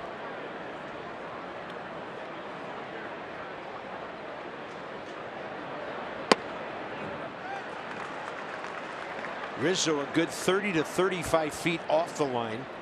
And that's probably all the distance between Rizzo and his second baseman. Scherzer locked up on the breaking ball. It's 0-2. He got hit on a fastball last time. John Lackey's not messing around, especially with a runner in scoring position.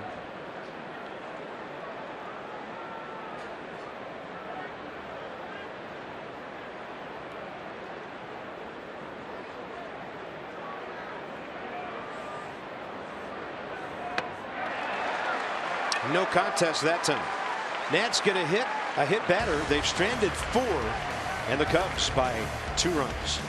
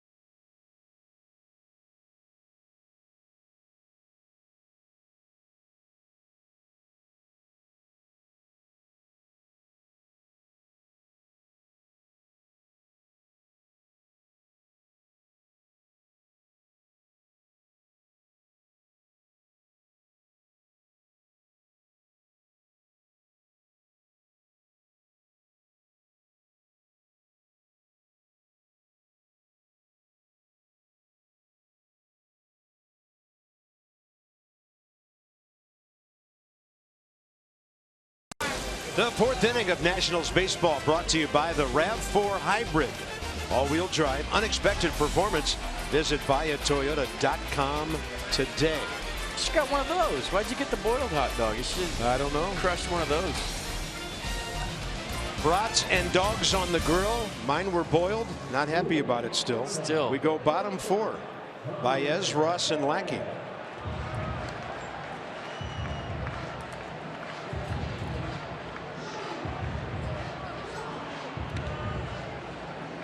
Right now, we'd like to bring you our Navy Federal Credit Union troop recognition, and it's brought to you by Navy Federal, proudly serving the armed forces and their families for over 80 years, federally insured by NCUA. Cubs honor a serviceman or woman every day here at the ballpark. We have our wounded warriors and their families behind home plate every day. Thank you, Cubs, and here we go, bottom of the 4th with Javier Baez.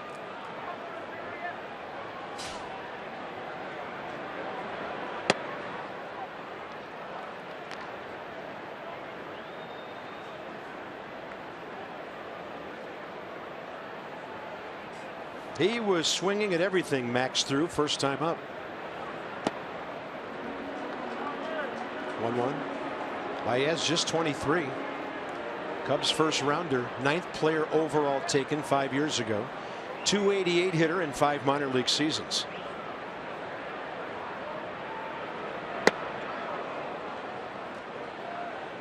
He's been geared up for everything but what Max has thrown him. When you got a big swing like that, I mean, obviously you're dangerous, but you're dangerous in one zone. That's middle in. If you throw him anything away, maybe with 2 strikes he'll think about right field, but he's really spinning out of there. High in the air, out of play, right side. Field level seats. Let's go inside the numbers with PNC for the achiever in you. 12 of the 19 runs he's given up, scoring on 8 home runs allowed. 3 today. So nobody's putting hits together against Max. That ball well foul.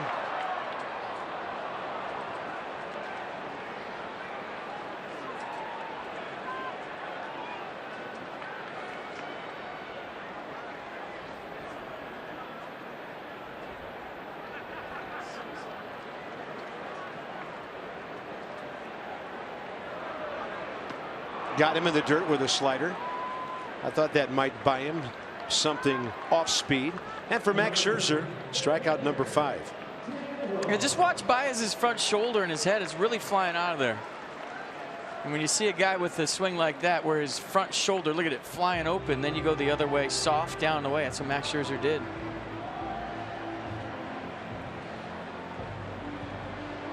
David Ross, bouncing ball to Anthony Rendon, first time up.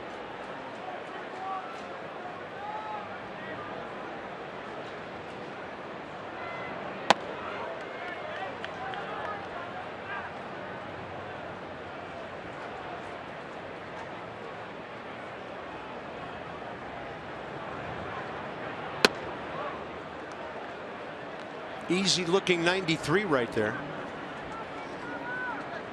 58 pitches, 36 strikes in 3 innings coming in.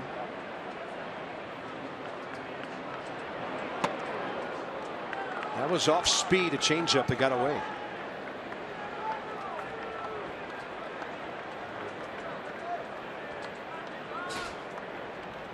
David Ross got that big playbook sweatband on his left hand, left arm.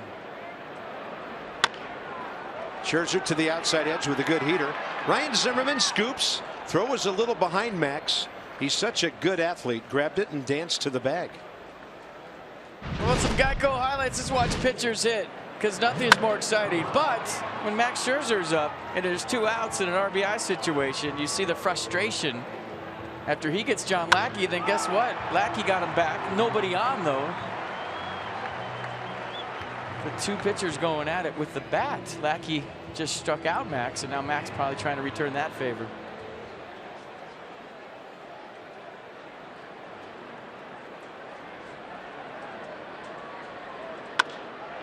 First pitch swinging. Danny Espinosa for the 1-2-3 that Max and the Nats needed in the bottom of the 4th. Top of the order, Ben Revere, Rendon Harper straight ahead.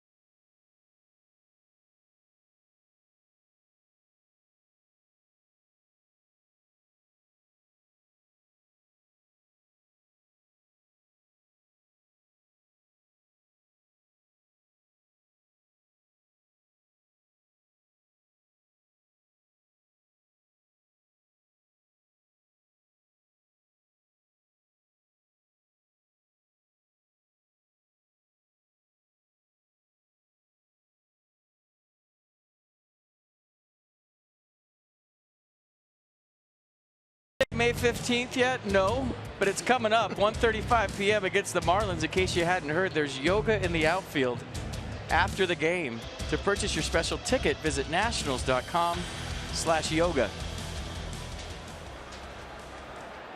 They're having fun in the outfield. In some cases, way beyond the outfield here. In Wrigleyville, 4-2 Cubs. Top of the 5th, and when you have insight, you know how to handle your finances with confidence at PNC Bank. For the achiever in you, 22-year-old Trey Turner, 225 in his big league cup of coffee last year. 100 points higher nearly for Syracuse. Scoring runs, getting on base. On base percentage just under 400, and he can burn it. Turner the burner, 11 steals, 3 hits last night. 2 doubles, 2 RBI, 2 runs, a stolen base, filling up all the columns.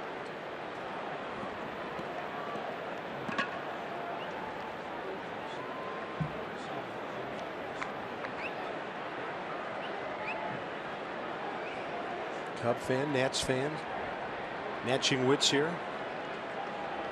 Guy in the red wants Ben Revere on base here, starting the 5th inning. Did you see that vendor? $9.50 for a beer. It's steep. $6.50 for a boiled hot dog. I'm going to let it go, though. No, you're right. No, evidently you have to go all the way down to the ground floor to find the grill. So okay. That's job 1 for tomorrow or Sunday. Yeah. Revere hit the ball hard last time. That's hard. That's fair. Over the bag, and Rizzo takes a double away. Maybe a triple.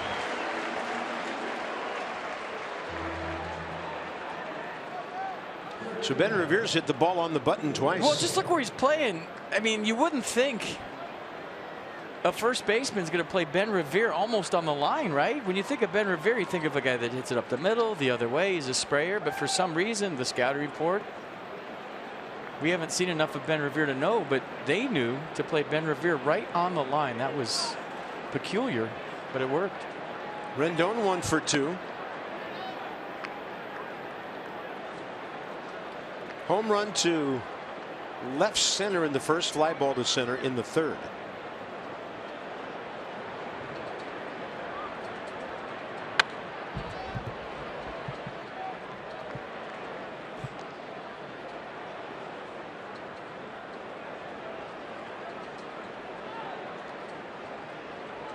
So this is the 3rd time through. He's only given up 1 hit to the first 4 batters. Rendon's homer. Murphy, 5th man, 2 for 2.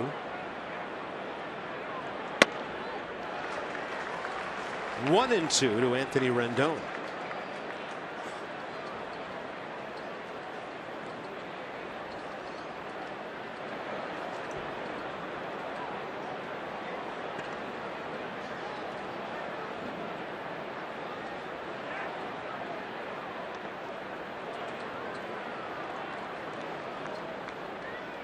Lackey, pretty high pitch count through 4, 72 pitches, 47 strikes, 6 strikeouts, a hit batter. Hasn't walked anybody.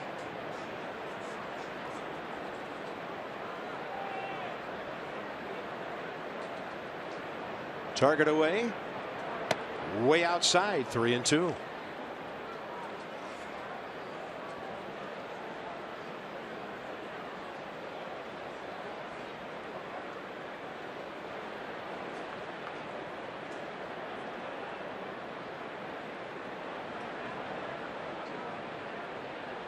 Staying out there, and he does have his first walk of the day. Well, that's the way the Nats get back in this game. Free base runners. I mean, you might as well be playing in Coors Field here today with the conditions and get some traffic out there. It's almost 4 o'clock in DC, right? It's a little Friday traffic, and pop one out of here and see what happens. And the guy to do that, stepping in, Bryce Harper, 10 homers, 26 batted in now. After he went deep in Kansas City Wednesday afternoon. Ground ball on the first pitch, 1st inning. Swinging strikeout, 3rd inning. 0 for 6 career against John Lackey. First pitch swinging, it's well out of play.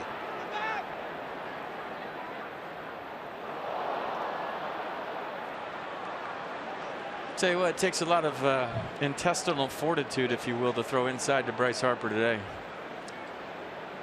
It's a dangerous spot the way this ballpark's playing.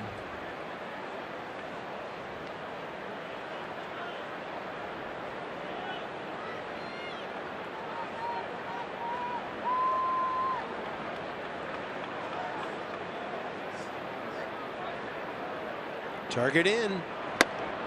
Got a strike with that swing back heater. And now it's 0-2.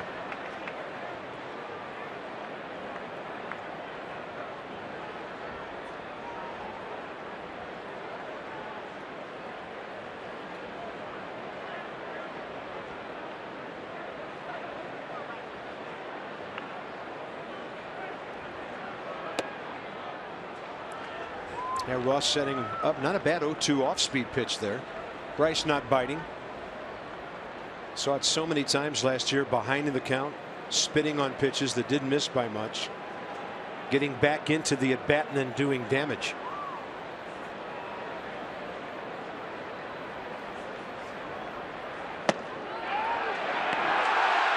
Out at first. Rendon picked off, and it was a strikeout to Harper. The inning is over on a strike him out, pick him off double play. That escalated quickly.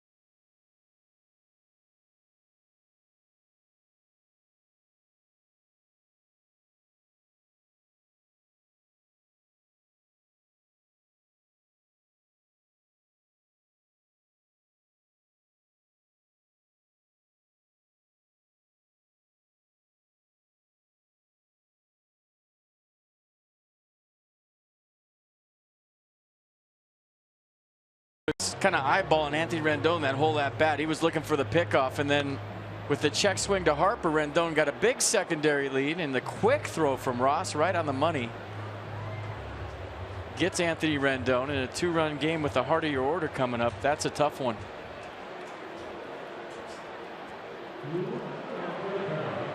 He has Zimmerman on deck. David Ross has always been a very good defensive backup catcher who gives you some sock with the bat from time to time.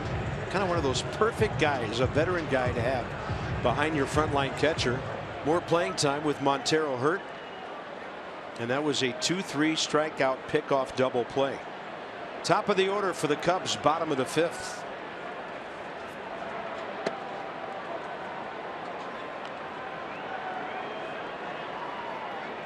He just saved Lackey some pitches too. That was a 12-pitch 5th inning.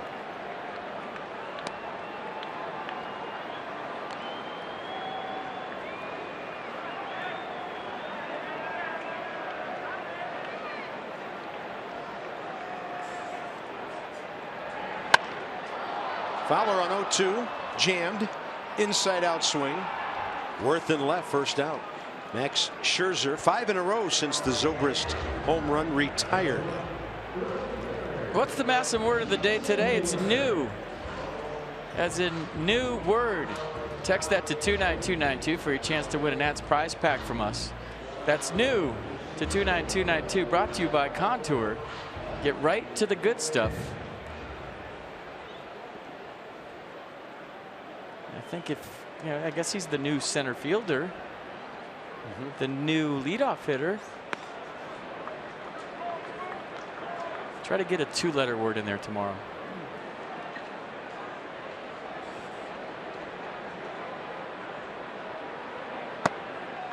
Scherzer to Hayward, who has walked and popped up to short.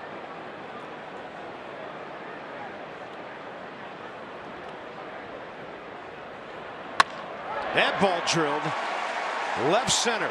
Revere over to cut it off. Gets to it in an instant. Good throw, but not in time. Hayward can fly, and he's at second base with a 1-out double.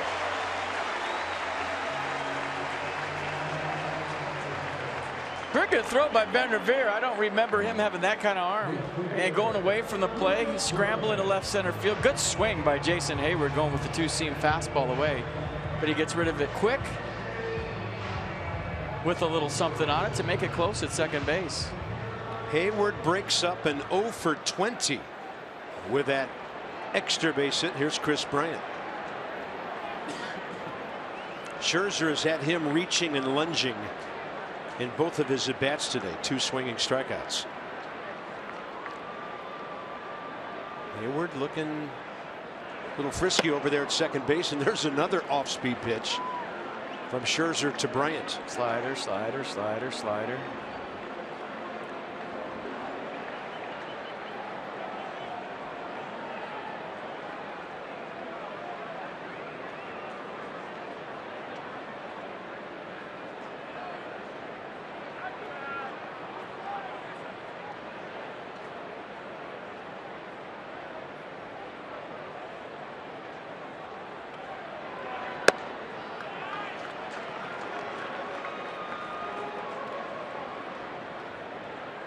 Until a major leaguer shows you you can hit a certain pitch, you just throw it. There's no need to set it up. There's no need to fool around.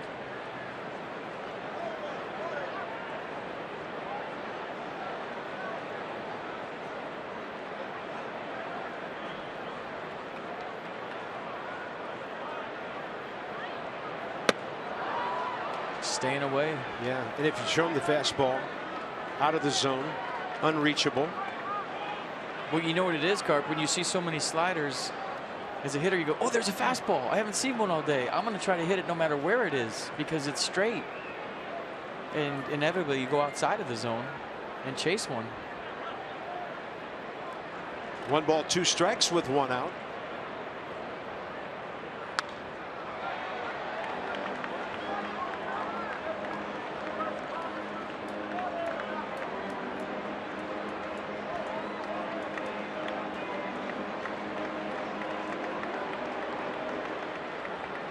Wrigley Field is packed today.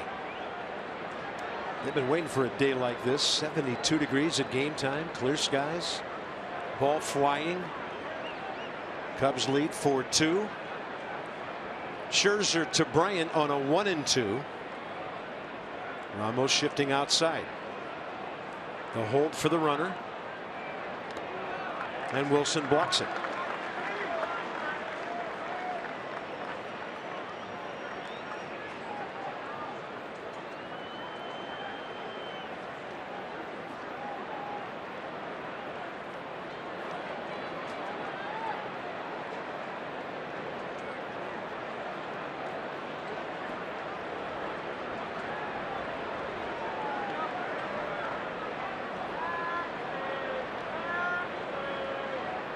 Murphy hanging close to the bag, keeping Hayward close as well. 2-2, and Bryant gets a piece of it to stay alive. And that one staggered John Hirschbeck for a moment. Wilson Ramos probably come out, take his time, give Hirschbeck a second.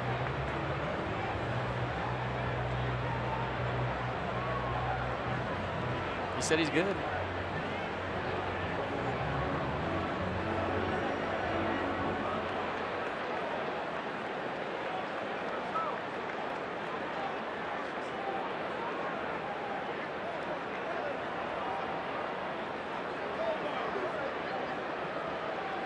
This is where, as a hitter, you take all the time you can, and you're hoping the ump says, gosh, you're a nice guy. Ball.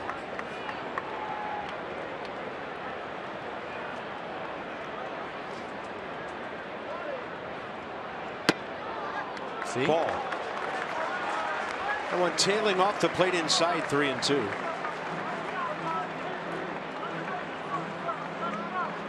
Max Scherzer low 80s on his pitch count here in the 5th inning. Through 105 in 7 innings Saturday at St. Louis.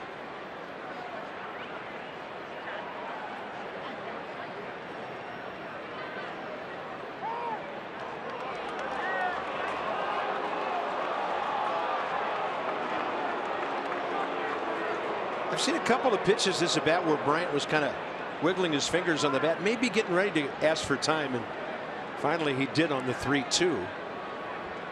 Yeah, asking for time. I think he did that last night too, but he didn't get time, and Joe Ross threw a ball. 3-2 with 1 out.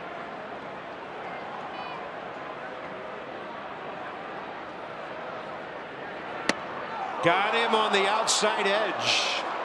Bryant took a long look at it. John Hirschbeck's strike zone has been moving that way all day.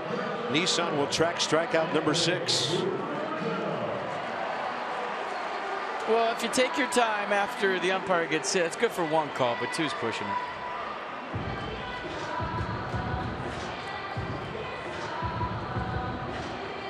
Perfect fastball for Max. Base open. Pair of home hit runs. one a mile last time in the box. Yeah, got a pair of home runs. Zobrist on deck too. Pick your Cub.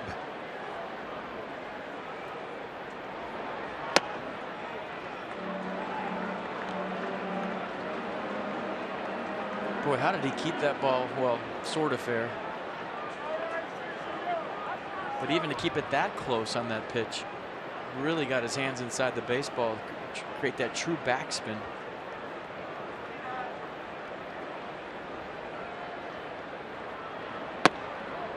And the changeup fading away, 2-0. So for you younger hitters out there that grip the bat too tight, that makes for a slow swing. And if you look at Anthony Rizzo's hands and how relaxed they are, he's just kind of swaying them in the wind. Ben Zobrist, we showed you last time, he's keeping them moving. So the more relaxed you hold the bat, the quicker that bat whips through the zone. But if you grip the sawdust out of it, now you're making for tight muscles that are slow. I mean, he's barely holding onto that bat right now. So it's a tension-free swing. Same with Zobrist. He keeps those hands moving, moving, moving. It's to keep your hands loose, so you're not gripping it too tight.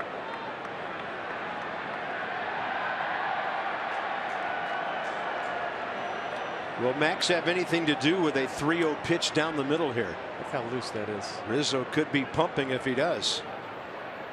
Not even close. 4-pitch walk. Max Scherzer, 3rd walk of the day.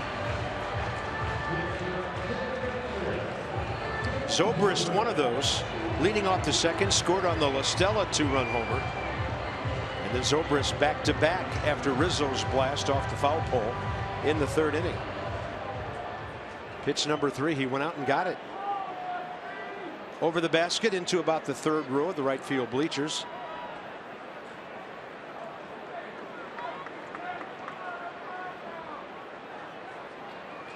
Zobrist 5 RBIs in this series.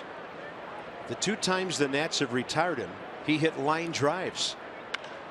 That ball is hit hard, real deep.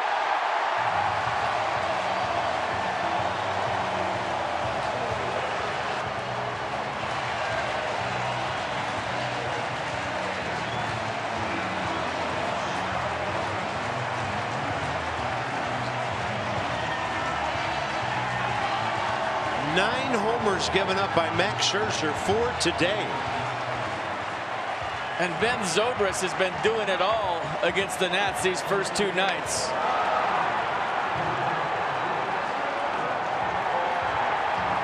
So 3 taters in the series, 4 RBIs last night. On base all 3 times today, 2 more home runs. Ben Zobrist has been a Nat killer so far in this series. Wasting no time. 8 RBIs in the series.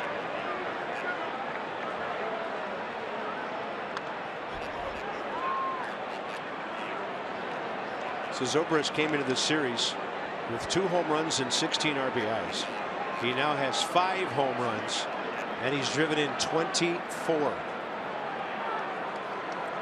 1-1 count with 2 outs, and that ball hooking just foul off the bat of Tommy La Stella, who got their home run party started back in the 2nd. But on days like today, Carp, at this ballpark, you like power pitchers because it's all you have to do is touch it. When you have a guy like Lackey that's throwing 88, 89, keeping the ball down, then you have to supply the power. But when the wind's blowing out at Wrigley and you have a power pitcher as a hitter, especially the Cubs who know this place better than anybody, just touch it. That's all you got to do. Barrel the baseball, it's going to go. Let him supply the power and swing easy. That's fair. Tommy La Stella continues to dominate Nats pitching in this series. Ball spins away from Bryce Harper, and La Stella goes to 3rd with 2 outs. The ball came off the bricks funny, and Bryce overran it. Well, Bryce going in there hard because he wants to use his arm and keep this to a single. We've seen him do that many times. So he's hustling over there. He wants to cut this off and hold La Stella to a single, and then that ball takes the weird hop like you explained perfectly, rolls to the fence, and then La Stella cruises into 3rd with a triple. And that's how they scored it. And that's right.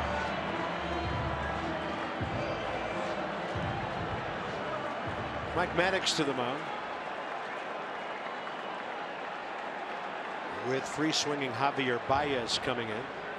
It's more of a breather than anything.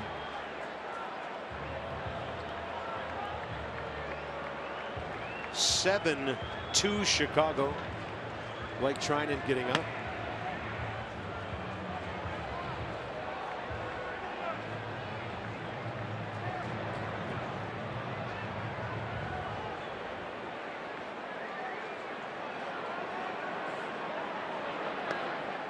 Front door slider, strike 1.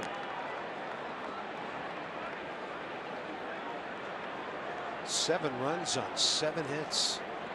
2 men who have walked have scored in front of homers.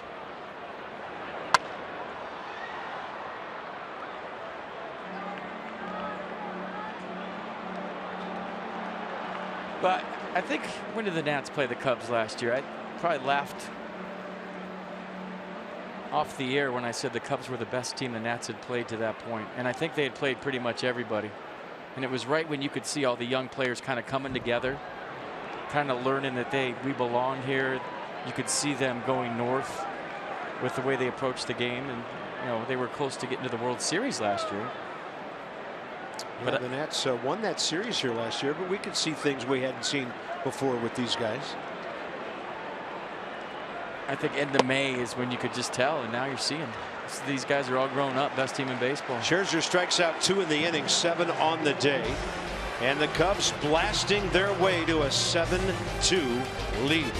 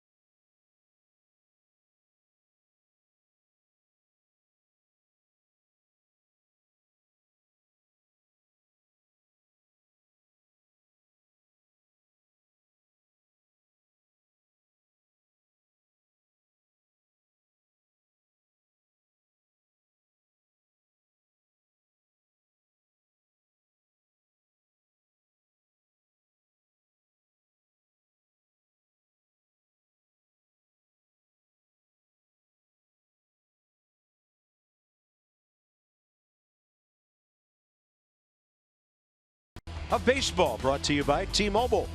So Tim Lincecum is about to throw in Arizona, and 2/3 of the major leagues want to come and watch him. Garrett Richards, Angels, Tommy John surgery coming up for him. Sad about that. Halos 2 games under 500 out there. And the Rockies 13 in the 5th against the Giants, and they won by 10 runs. Colorado and the Dodgers 14-14. The Giants 15-15 out in the wild, wild west. Those 13-run fifths will kill you every time. That gets you every time. Those 17-run games too. Ryan Zimmerman was on deck when the 5th inning fell apart for the Nats on the Harper strikeout and the Rendon getting picked off play. Ryan a strikeout and robbed of a double, maybe a triple in the Ivy by Dexter Fowler. So Ryan came to Chicago hot, and the Cubs have him 0 for 6. Murphy to follow. One big inning away from getting back in the ball game, still just the 6th. On a day, to say the least, that is a little unpredictable here at the not so friendly confines so far. Lackey, by the way, in the mid-80s on his pitch count. Great sight lines here, even if you're up top. Wrigley's capacity 41,268. You'd hardly believe that it's virtually the same size and capacity as Nationals Park, which I believe is 41,313.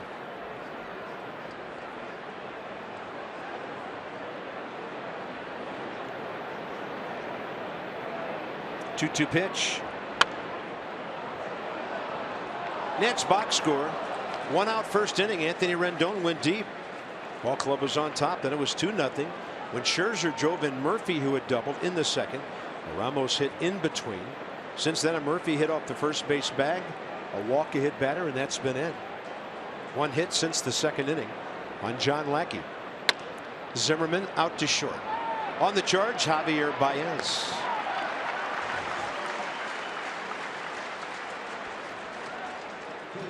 Last fly ball the Nats had was a Ramos fly to right center in the 4th. So the Cubs are hitting it in the air, and the Nats not able to do that against Lackey, keeping the ball down. And here's Murphy. Keeping the ball down, but they also have 8 strikeouts. I think the die was cast early when John Hirschbeck really gave that outside edge. So he's really kept the ball away from the Washington right-handed hitters. He's a crafty veteran. He knows what he's doing.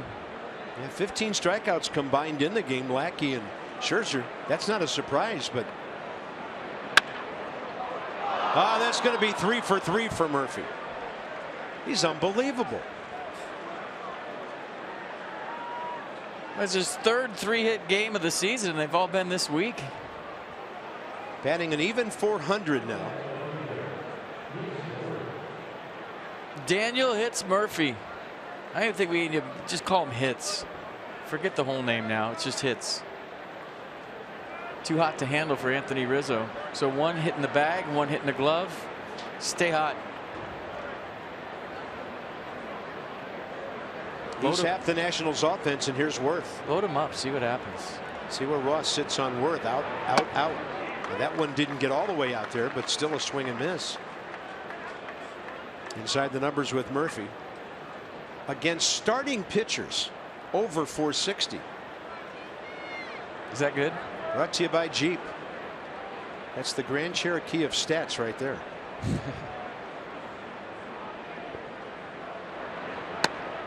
See, there's that fastball.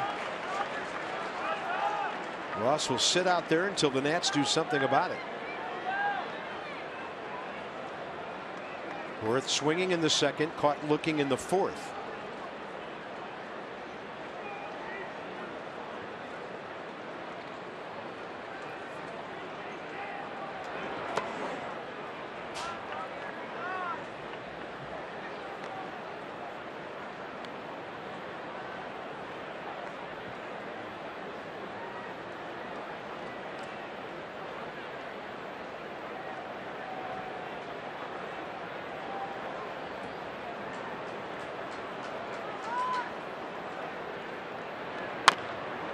was a breaking ball. Jason went out, hooked it foul.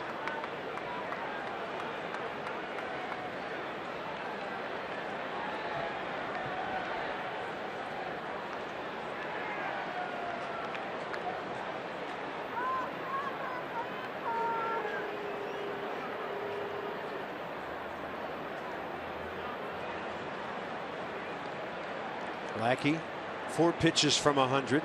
6th inning. Swing and a miss, and he has struck out Jason Worth for the 3rd time. Worth claiming the ball might have hit the ground, but Clint Fagan, the first base umpire, was already holding his hand up for a strikeout. So for Lackey, that's number 9. Right into the mitt. I just didn't think John Lackey at this point in his career was a strikeout guy. You think of him teasing the strike zone, getting a lot of ground ball outs, had 3 his last start. But he has definitely risen to the occasion today against Max Scherzer.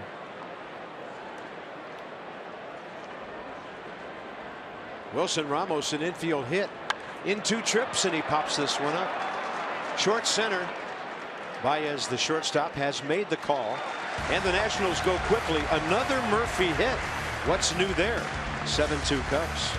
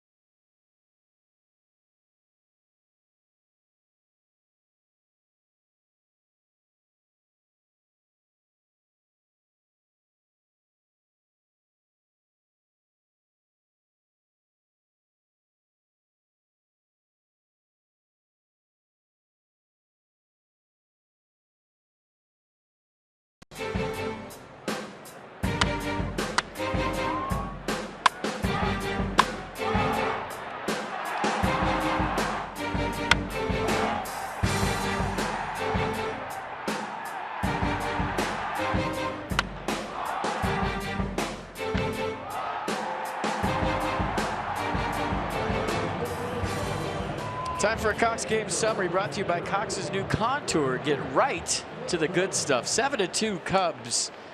And the home run has been the story of this ball game.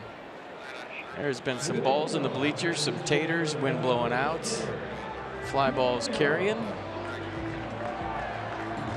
And Babe Zobrist has been going off. Yeah, big time. Blake Trinan got the final inning of the Nats win at Kansas City Wednesday afternoon. Told me it was a real treat to be able to pitch in front of half of Osage City, Kansas in attendance at Kauffman Stadium. So here he is in Chicago. What was that, like 6 people? It's a town of about 2,900. I think 1,450 were at the ballpark. Seemed like it. They were excited. Blake Trinan gives up a base hit. That's David Ross, the catcher. Harper chasing the ball. Told you how deep the corners are in this ballpark. It's about 350 down the line on both sides. So those are long ways to go and long throws for the right or left fielders. And Ross is at second base with Lackey coming up in the 6th.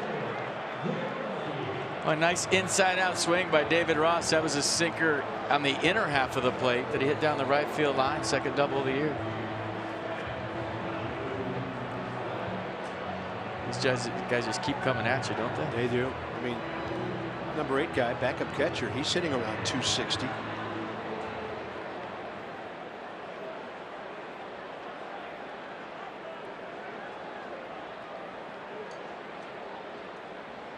Lackey, 11 career sacrifices, 1 for 2 today.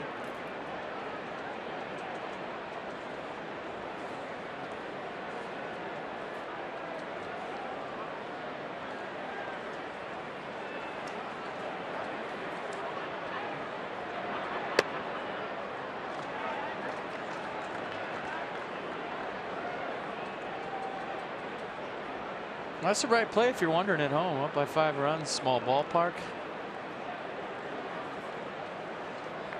Never enough, especially on days like today. Lays it down well. Treinen gets to it, throws to Murphy. 1-4 sacrifice perfect. John Lackey doing a lot of things right today. Cubs box score. We'll start with the homers. La Stella, second inning after a walk to Zobrist. Rizzo, Zobrist, back-to-back third inning. Rizzo, fifth inning walk after a double by Hayward. Zobrist drove in 3, clearing the ballpark. So it's Ben Zobrist and his home show again here today.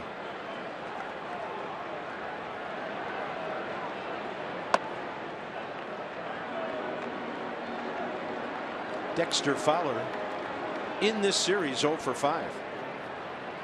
Infield in. 0 for 3 career, 2 punch outs against Blake Treinen.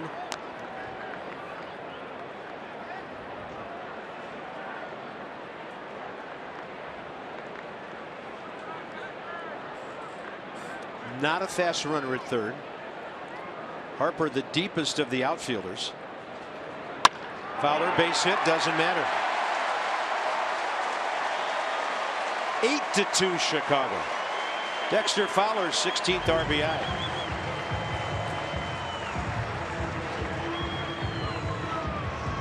Get him on, get him over, get him in. Oliver Perez for Rizzo. Treinen gets Hayward. Then Bryant.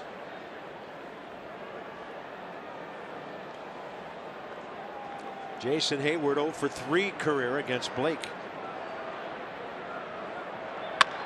Putting that sinker to good use with a ground ball. Murphy Espinosa 4-6-3, inning over. Things happen quick in the bottom of the 6th. The Ross doubled, the bunt, and a Fowler RBI. 8-2.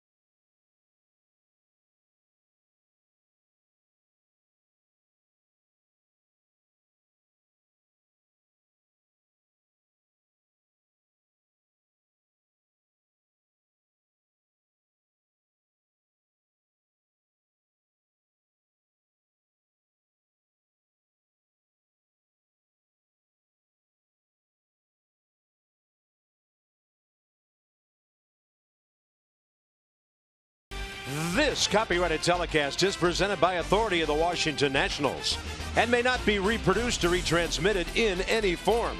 And the accounts and descriptions of this game may not be disseminated without the expressed written consent of the Washington Nationals.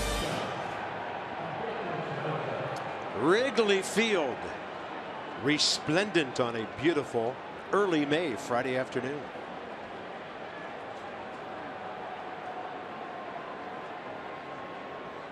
Lackey about to go longer than he has all year in terms of pitch count.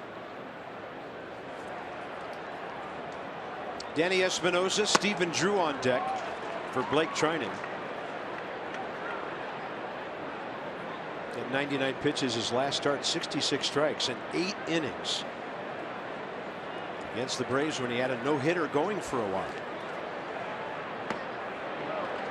Unreachable breaking ball, 0-2.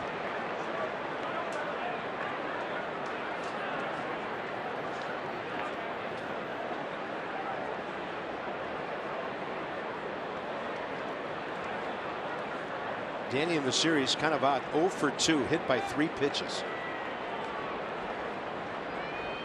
Cubs hate him. They're just drilling him for no reason, Bob. Strikeout number 10 for John Lackey. Come out to see the Nats of tomorrow. 30 minutes away. If you go at 2 in the morning, the Potomac Nationals will be in town through May 8th. Highlights include kids run the bases on Friday. That's during the game. Fireworks with the kids on the bases Saturday. That's during the game. And salute to Mother's Day on Sunday. Mothers will be playing in the game. To get your tickets, visit PotomacNationals.com.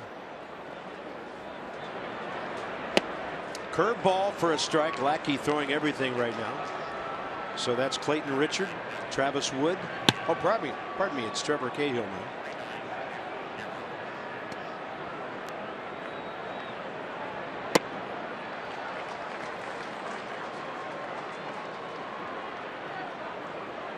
Lackey pumping strikes. Stephen Drew 2 for 6 career against him. As an Nats pinch hitter, Drew 0 for 5. 3 for 29 overall with a home run. Jacks that one into the right field corner, hooking foul. Look out.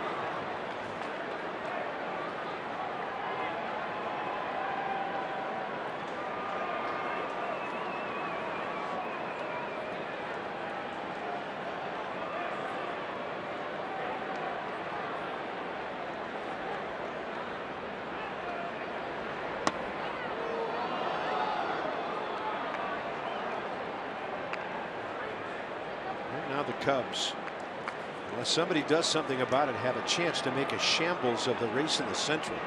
6.5 up on Pittsburgh, 7 on St. Louis.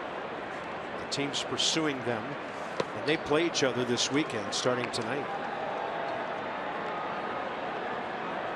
They haven't lost 2 games in a row yet. Yeah, and they're 13-2 in their division. It's the deepest the Cubs have gone into a season without losing consecutive games since 1907. What happened in 1907? I forget. World Series. Oh, that's right. It's the last time they won a World Series.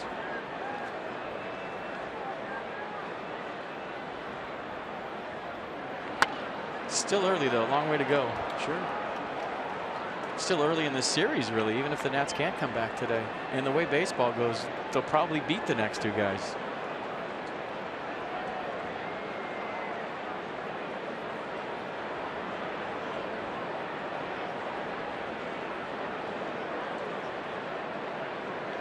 Two pitch.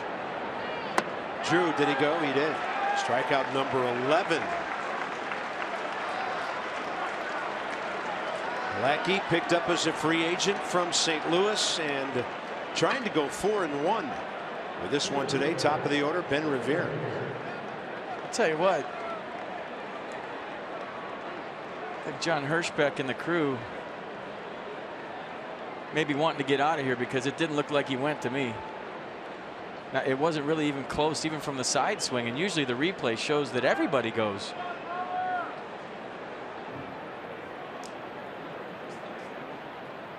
Ben Revere's hit the ball hard.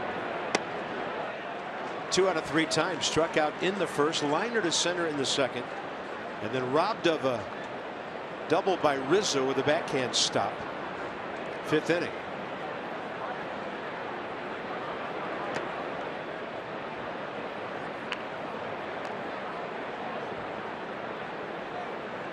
Looking forward to seeing Ben get on here in the games coming up and raising a little heck out there on the bases and seeing, and for Nats fans to see how he's going to change a game all by himself when he gets on. Up the middle, off the pitcher, and a hard luck 0 for 4 for Ben Revere. We go to the bottom of the 7th at Wrigley. It's all Cubs.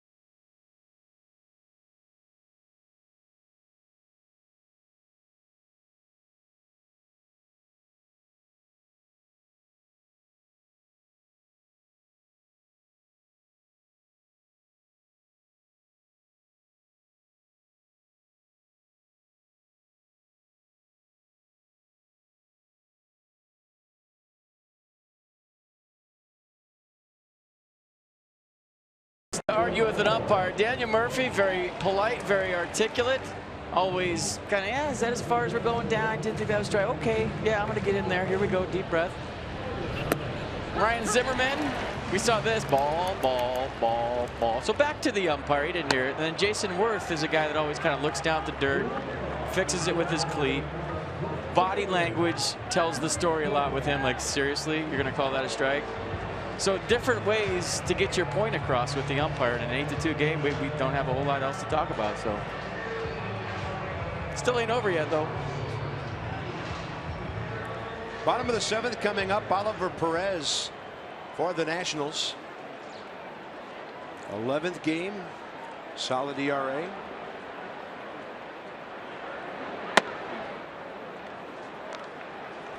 Twelve strikeouts in 6 2/3. And Chris Bryant faces him for the first time.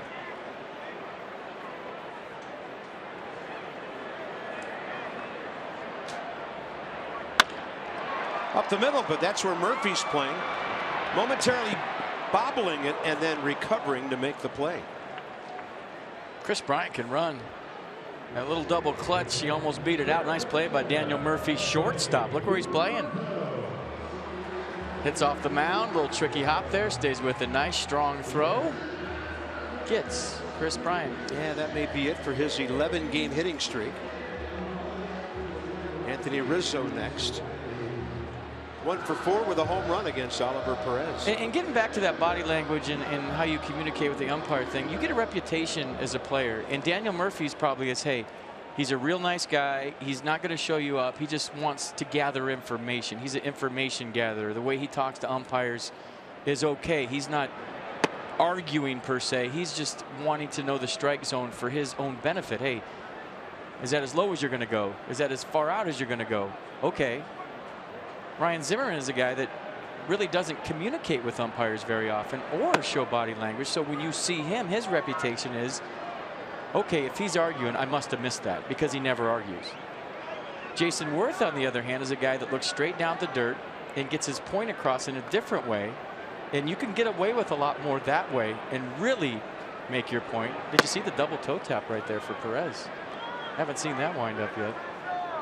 But there's different ways,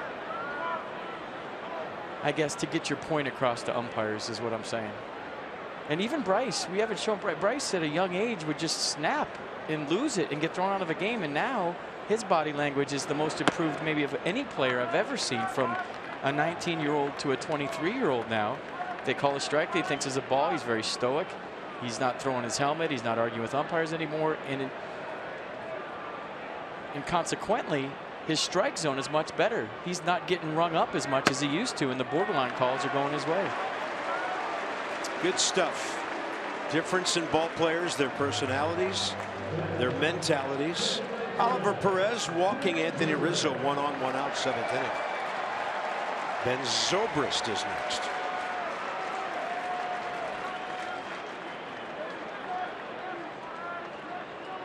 Zobrist 0 for 2 career with a walk against Oliver Perez, killing the Nats in this series with 4 hits, driving in 7 runs. The ball gets away from Wilson Ramos.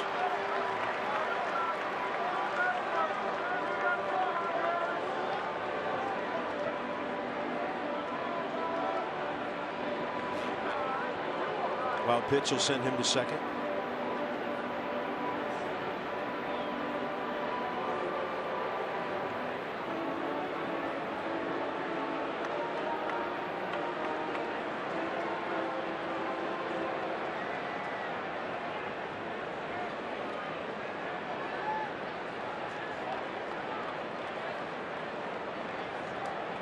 Zobrist from the right side of the plate, 8 for 24.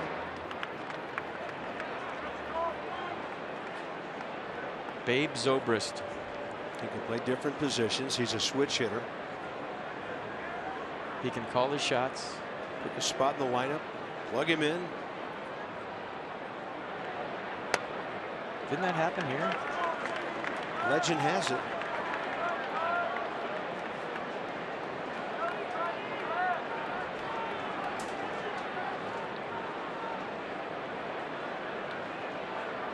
Perez has walked 1 now. He's gone 3-0, and that's right in there. George Will told that story in his book, right, on Wrigley Field, about the Bambino calling his shot in this yard.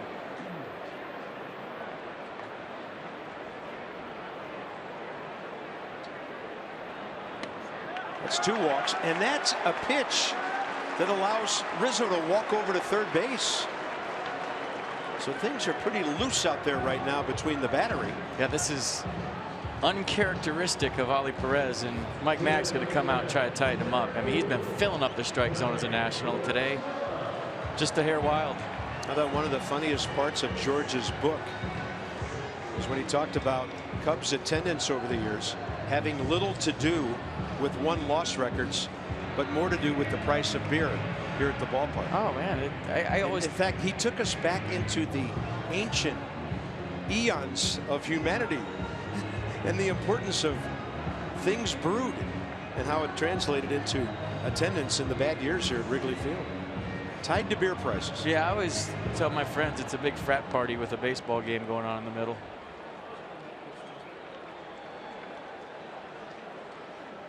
And he's got the wrong hat on, by the way. We need to tighten him up. That was a pass ball, by the way, on Ramos. He's looking at his phone too. Everybody's texting him from DC. You're on. Robin FPR busting your chops. Tommy La Stella, shortstop. Espinoza, Murphy, and a 6-4-3. Second consecutive inning for the Nats with an inning-ending double play. Long way to go. Rendon, Harper, Zimmerman coming up.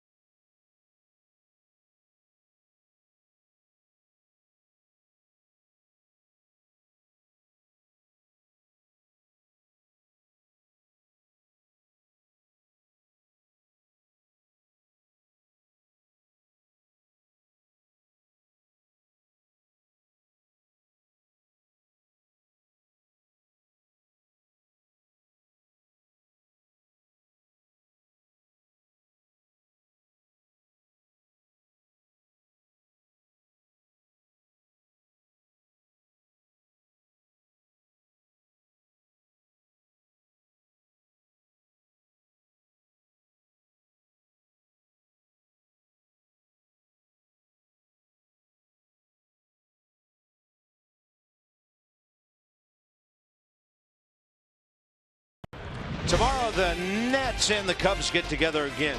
It's Gio Gonzalez, Jason Hamill, 4-0, and a Nat dominator over the last several years. Gio's having a great season, 1.15 ERA, 2-1, second best earned run average in the National League. We'll get you going with Nats Extra, 3:30 on Masson. First pitch after 4 o'clock here. Game 3. Gio's doing his homework. 111 pitches for Lackey, and here's our UPS store. Call to the bullpen. Together, there's nothing we can't solve. Visit the upsstore.com for locations. John Lackey, 1 walk, 11 strikeouts, 2 runs on 6 hits in 7 of his best innings. Seems like over the years, those guys that throw 90 or below have always been a problem for the Nats. They like mid-90s and up. Those are the guys they crush. But the guys that I call BHS, below hitting speed, sometimes give them fits. And Max Scherzer, unless the Nats stage a miraculous comeback, will be 3-2. His ERA shot back up today to 4.60. Anthony Rendon, first pitch swinging. Zobrist, 1 out.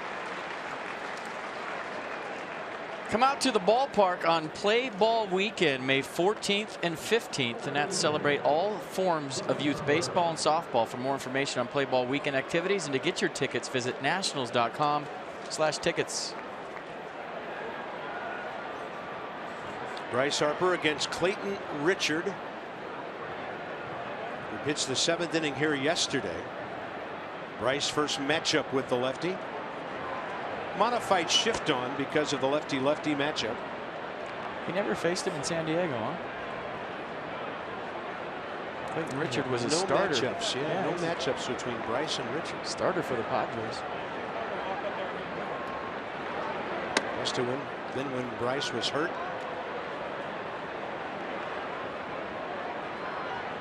Ground ball, strikeout. Strikeout into a double play. 0 for 3 today. In the series, 1 for 4, 3 walks.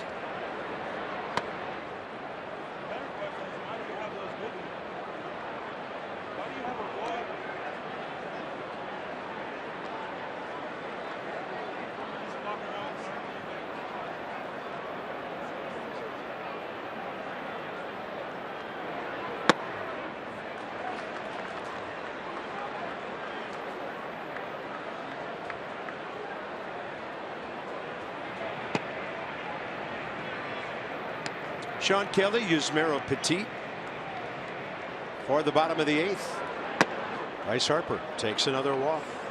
In this series, the Cubs have walked him 4 times.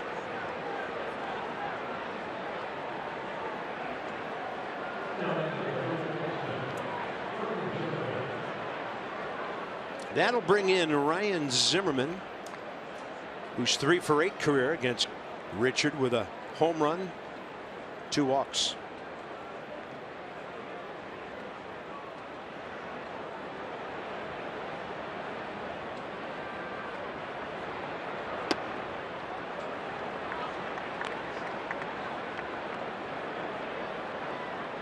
See, no, he didn't like that pitch, but no reaction.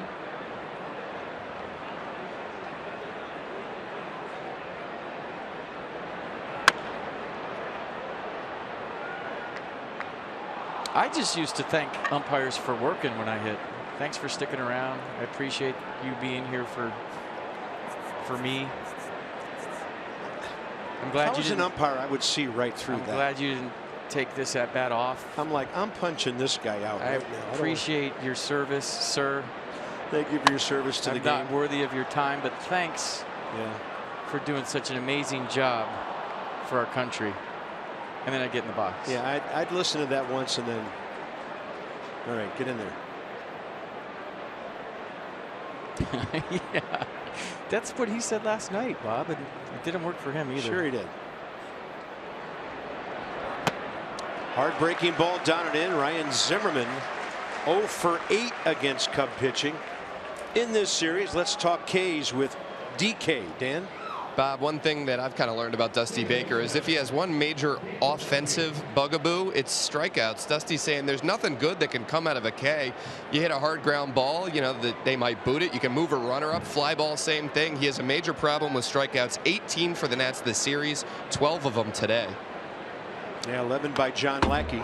Well, you tell Dusty Baker, Dan, that it's $37 to the Children's Inn at NIH for every strikeout by a Nats pitcher this season.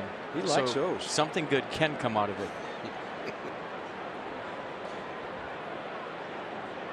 Murphy struck out in a situational appearance by Clayton Richard last night.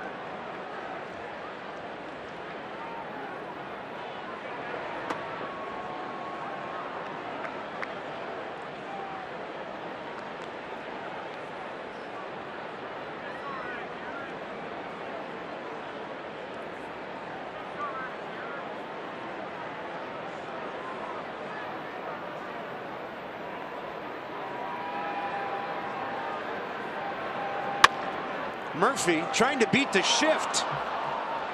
And that call should stand up as a hit. He'd be 4 for 4. That's a knock. Hits. He's peeking up there. That's a base hit, Daniel Murphy. What new? I'm telling you, he could win a batting title with this approach and his concentration level. I mean, it's 8-2. He doesn't give them away. He's grinding every single at bat.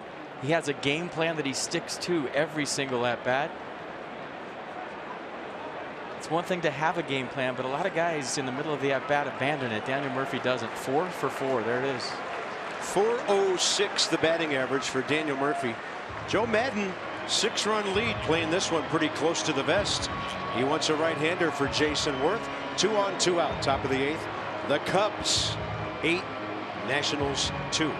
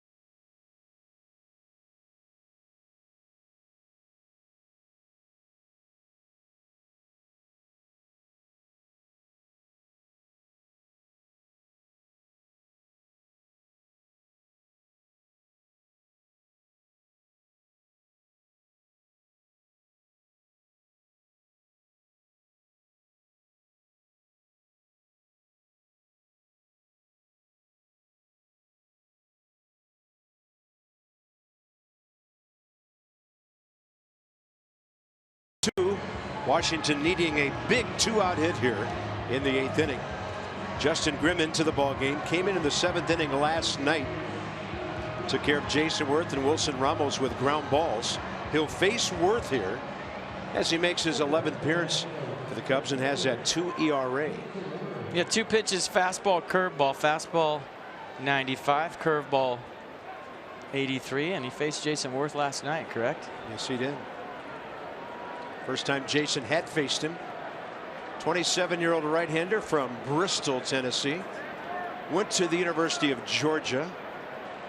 Worth 0 for 3 with a strikeout every time today.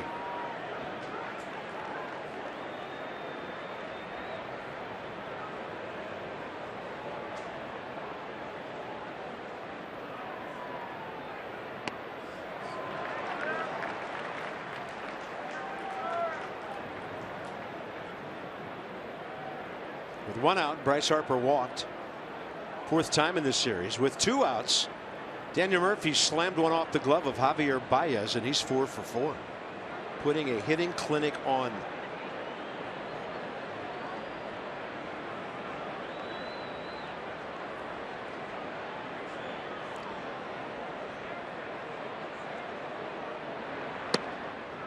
Counts even.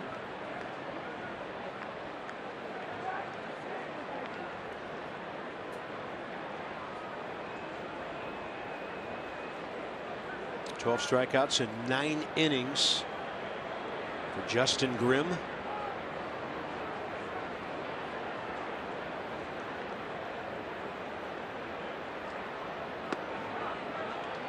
And the breaking ball is low, 2-1. Couple of hits needed here to get that line moving. Well, a long fly ball away from making this a ball game instantly.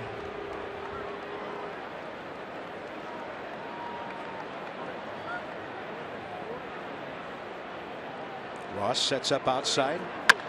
Didn't get it outside, and Jason Worth corks one into the left field corner. Harper scores. Here comes Murphy deep in the corners here. So that rock knocks in 2, and Jason Worth has 19 RBIs on the year. And the Nats are back to within 4. The one thing that really doesn't jump out on the page when you look at the Cubs roster is their bullpen. I mean, they have great starting pitching. Their lineup's strong. They play good defense. You know, we've seen all that, but I don't think there's a bullpen down there that really is locked down, if you want the truth. And Jason Worth proving that right here, and all of a sudden we got a 4-run game. Chris Bosio to the mound. Righty-righty matchup coming with Grimm and Ramos. So Jason Worth now 10 RBIs in his last 9 games. Can't hit a ball any harder than he just did. Well, he was excited to see John Lackey on the Cubs bench, and his last at bats the last 2 days have been awesome. Yeah, home run last night, 9th inning for 2 runs, salvaging a 1-for-4 with a 2-run double here.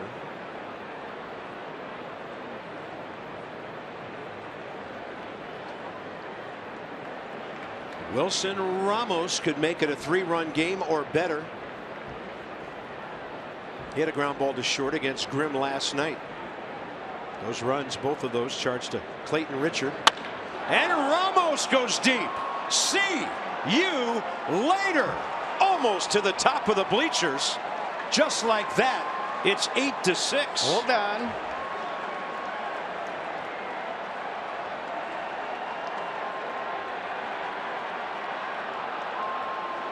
Before the new bleachers, that ball's on Waveland Avenue. And now the Nats get Ramos 3rd of the year. I mean, you've been waiting for the fly ball all day long. Wrigley Field is playing so small today, and Wilson Ramos almost hit the picture of himself on the scoreboard to make it an 8-6 game. 2 horns up, 2-run ball game. Game on. Well, that certainly changes things in the Cubs bullpen. Joe Madden thought he might get out of this one today without using his A list. Here's Espinosa. Breaking ball drops in. Danny career against Grimm 0-for-1.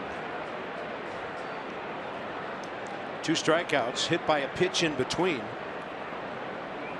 And the Nats have hit their 2nd homer of the day.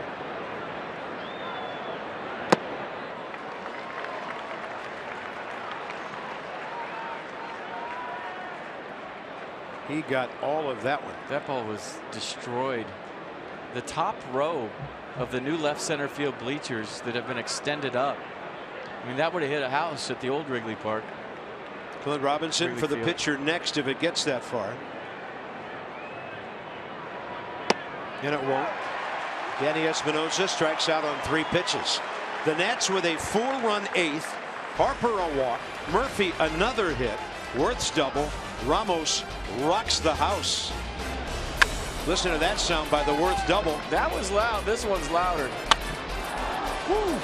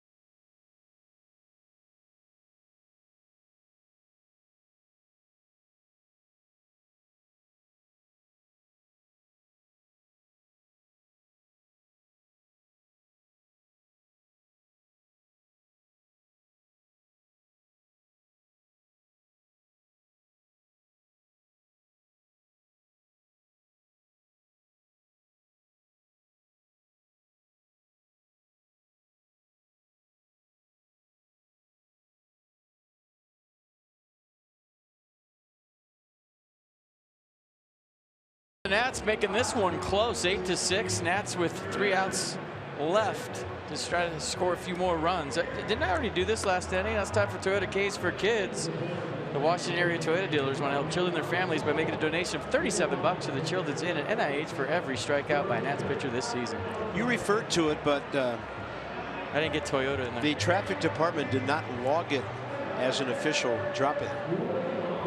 Sean Kelly takes over for the Nats here. Gave up a hit, got a batter last night, facing Addison Russell and Tim Fedorovich. His job is to get his ball club right back in that dugout as fast as he can and keep the momentum wearing the gray uni. 13th game, 8 2/3, 8 hits, but no runs. He's allowed some inherited runners to score, but Sean's been able to get outs when he needs them. Javier Baez 0 for 3 with 3 punch-outs. Faces him for the first time. Fastball up and away, 1-1. Well, the Nats able to turn over the lineup with that inning because the number 9 spot will have a pinch hitter, then right back up to Revere, Rendon, and maybe Bryce or beyond. Michael Taylor might lead it off. We'll see. First things first, though, you need to keep the score right where it's at.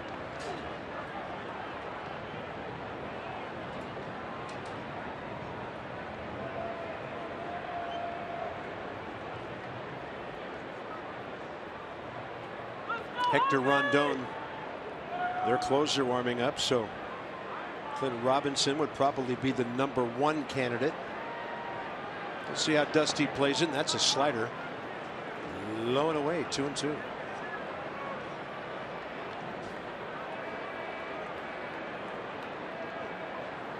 Hector Rondon got 1 out last night, still sitting on 4 saves on the year.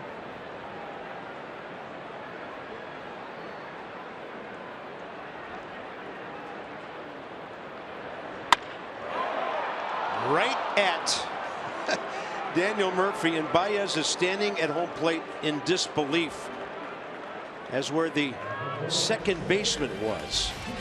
Nationals baseball on Masson, brought to you by Navy Federal Credit Union, proudly serving the armed forces and their families for over 80 years, federally insured by NCUA. Right down there, South Michigan Avenue, left side, the famous Wrigley building, the Tribune building down there. Great architecture in this town. Empire State Building right there. No, this is Second City. That's first, in the opinion of some. First in my book. David Ross.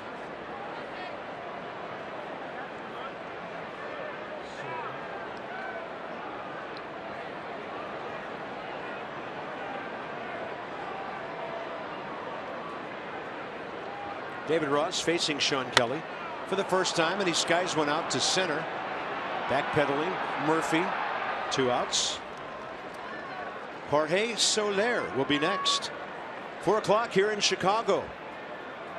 Hope maybe you beat rush hour home back in the DC area. Enjoying a little late afternoon baseball on Friday. The Nats are trying to stage a comeback.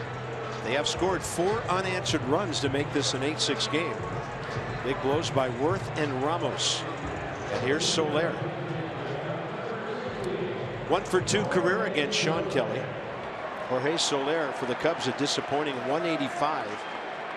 But don't throw him a cookie. He can hit it as far as Wilson Ramos did.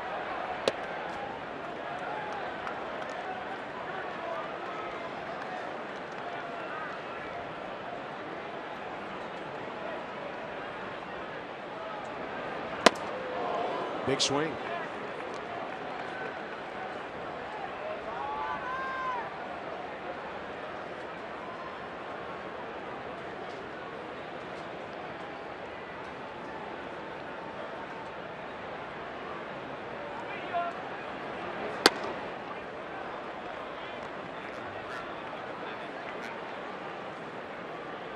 Well, if you missed my scouting report on Soler last night, it was large human, swings hard.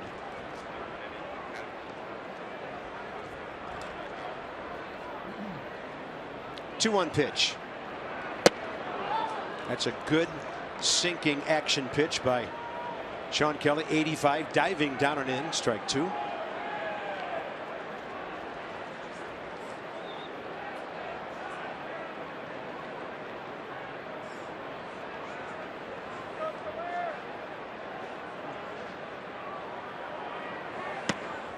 Goes in there with a fastball, gets the call. Soler can't believe it. 2 hitters in disbelief that inning. Here we go. Number 9 hitter, then the top of the order against the Cubs closer.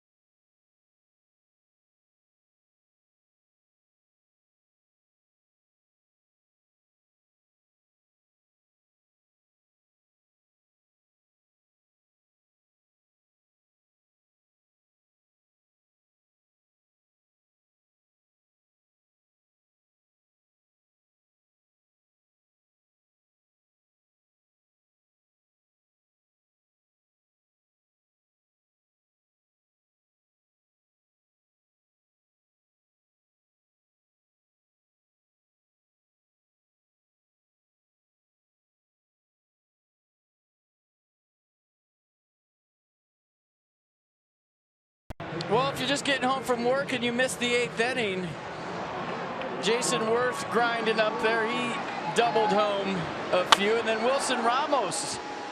Ooh, he was digging that one, wasn't he? He should have.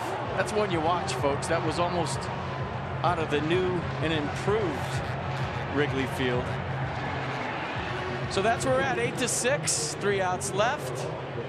Wherever you were sitting in the 8th, stay right there. And the Nats are going with the right-handed pinch hitter Chris Heisey, who's 1 for 3 career against Hector Rondon, the Cubs closer, who has just 4 saves on the year. Came on to get Ramos in a line drive out to first last night to end the game in a non-save situation. Heisey up there hacking. I like it.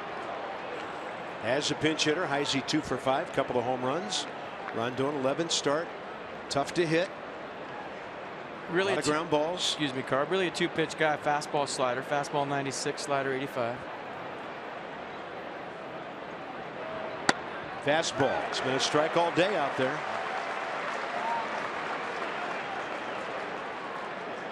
Maybe the David Ross effect in this game. He's been setting up off the plate, and they've been hitting that target, and John Hirschbeck's been giving it to him. Nats need a runner. 0-2 pitch.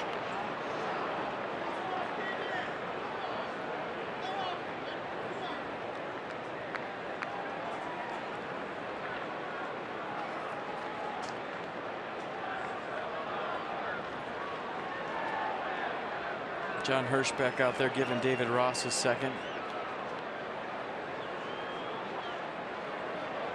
Johnny Holiday and Ray Knight are in the studio, hoping for some action to talk a little bit more about.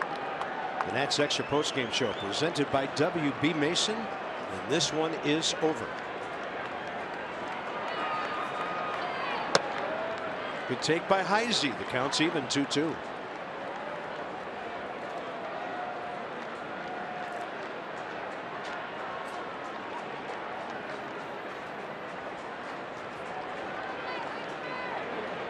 That's a strike. It's been all day. 1 down in the 9th. Well, what did Pitch Track have to say? This was a comeback sinker, and there's only 1 pitch in the box for the whole at bat. And there's still only 1 pitch in the box for the whole at bat. Tough to hit coming off the bench when you can throw a ball 2 baseballs off the outside corner and get that call. 96 too. Well, it's not like he's flipping it up there at 89. Here's Ben Revere. 1 for 2 against Rondon. Ben a hard luck 0 for 4 today. He's hit the ball hard 3 times.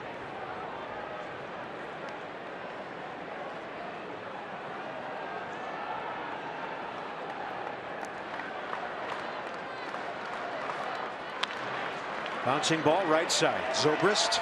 Nats down to their final out.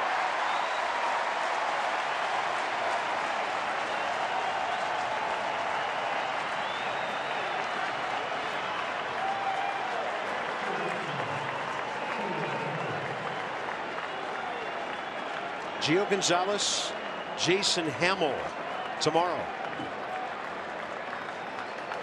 Anthony Rendon has one job right now, and that's to get on for Bryce Harper.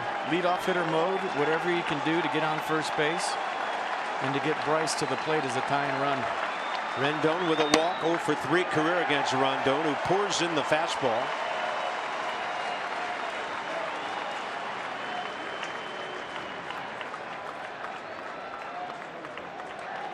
Home run first time. 1 for 3 with a walk. And now the Cubs are a strike away from their 22nd victory, trying to win their 9th in their last 10 games.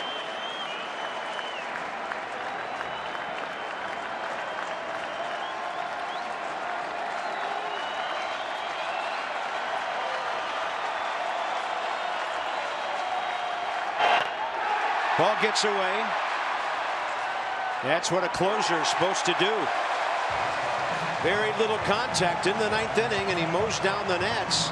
And the Cubs have won the first 2 games of this series, 5-2 and 8-6. That's a long way to come back. Couldn't quite make it to 8.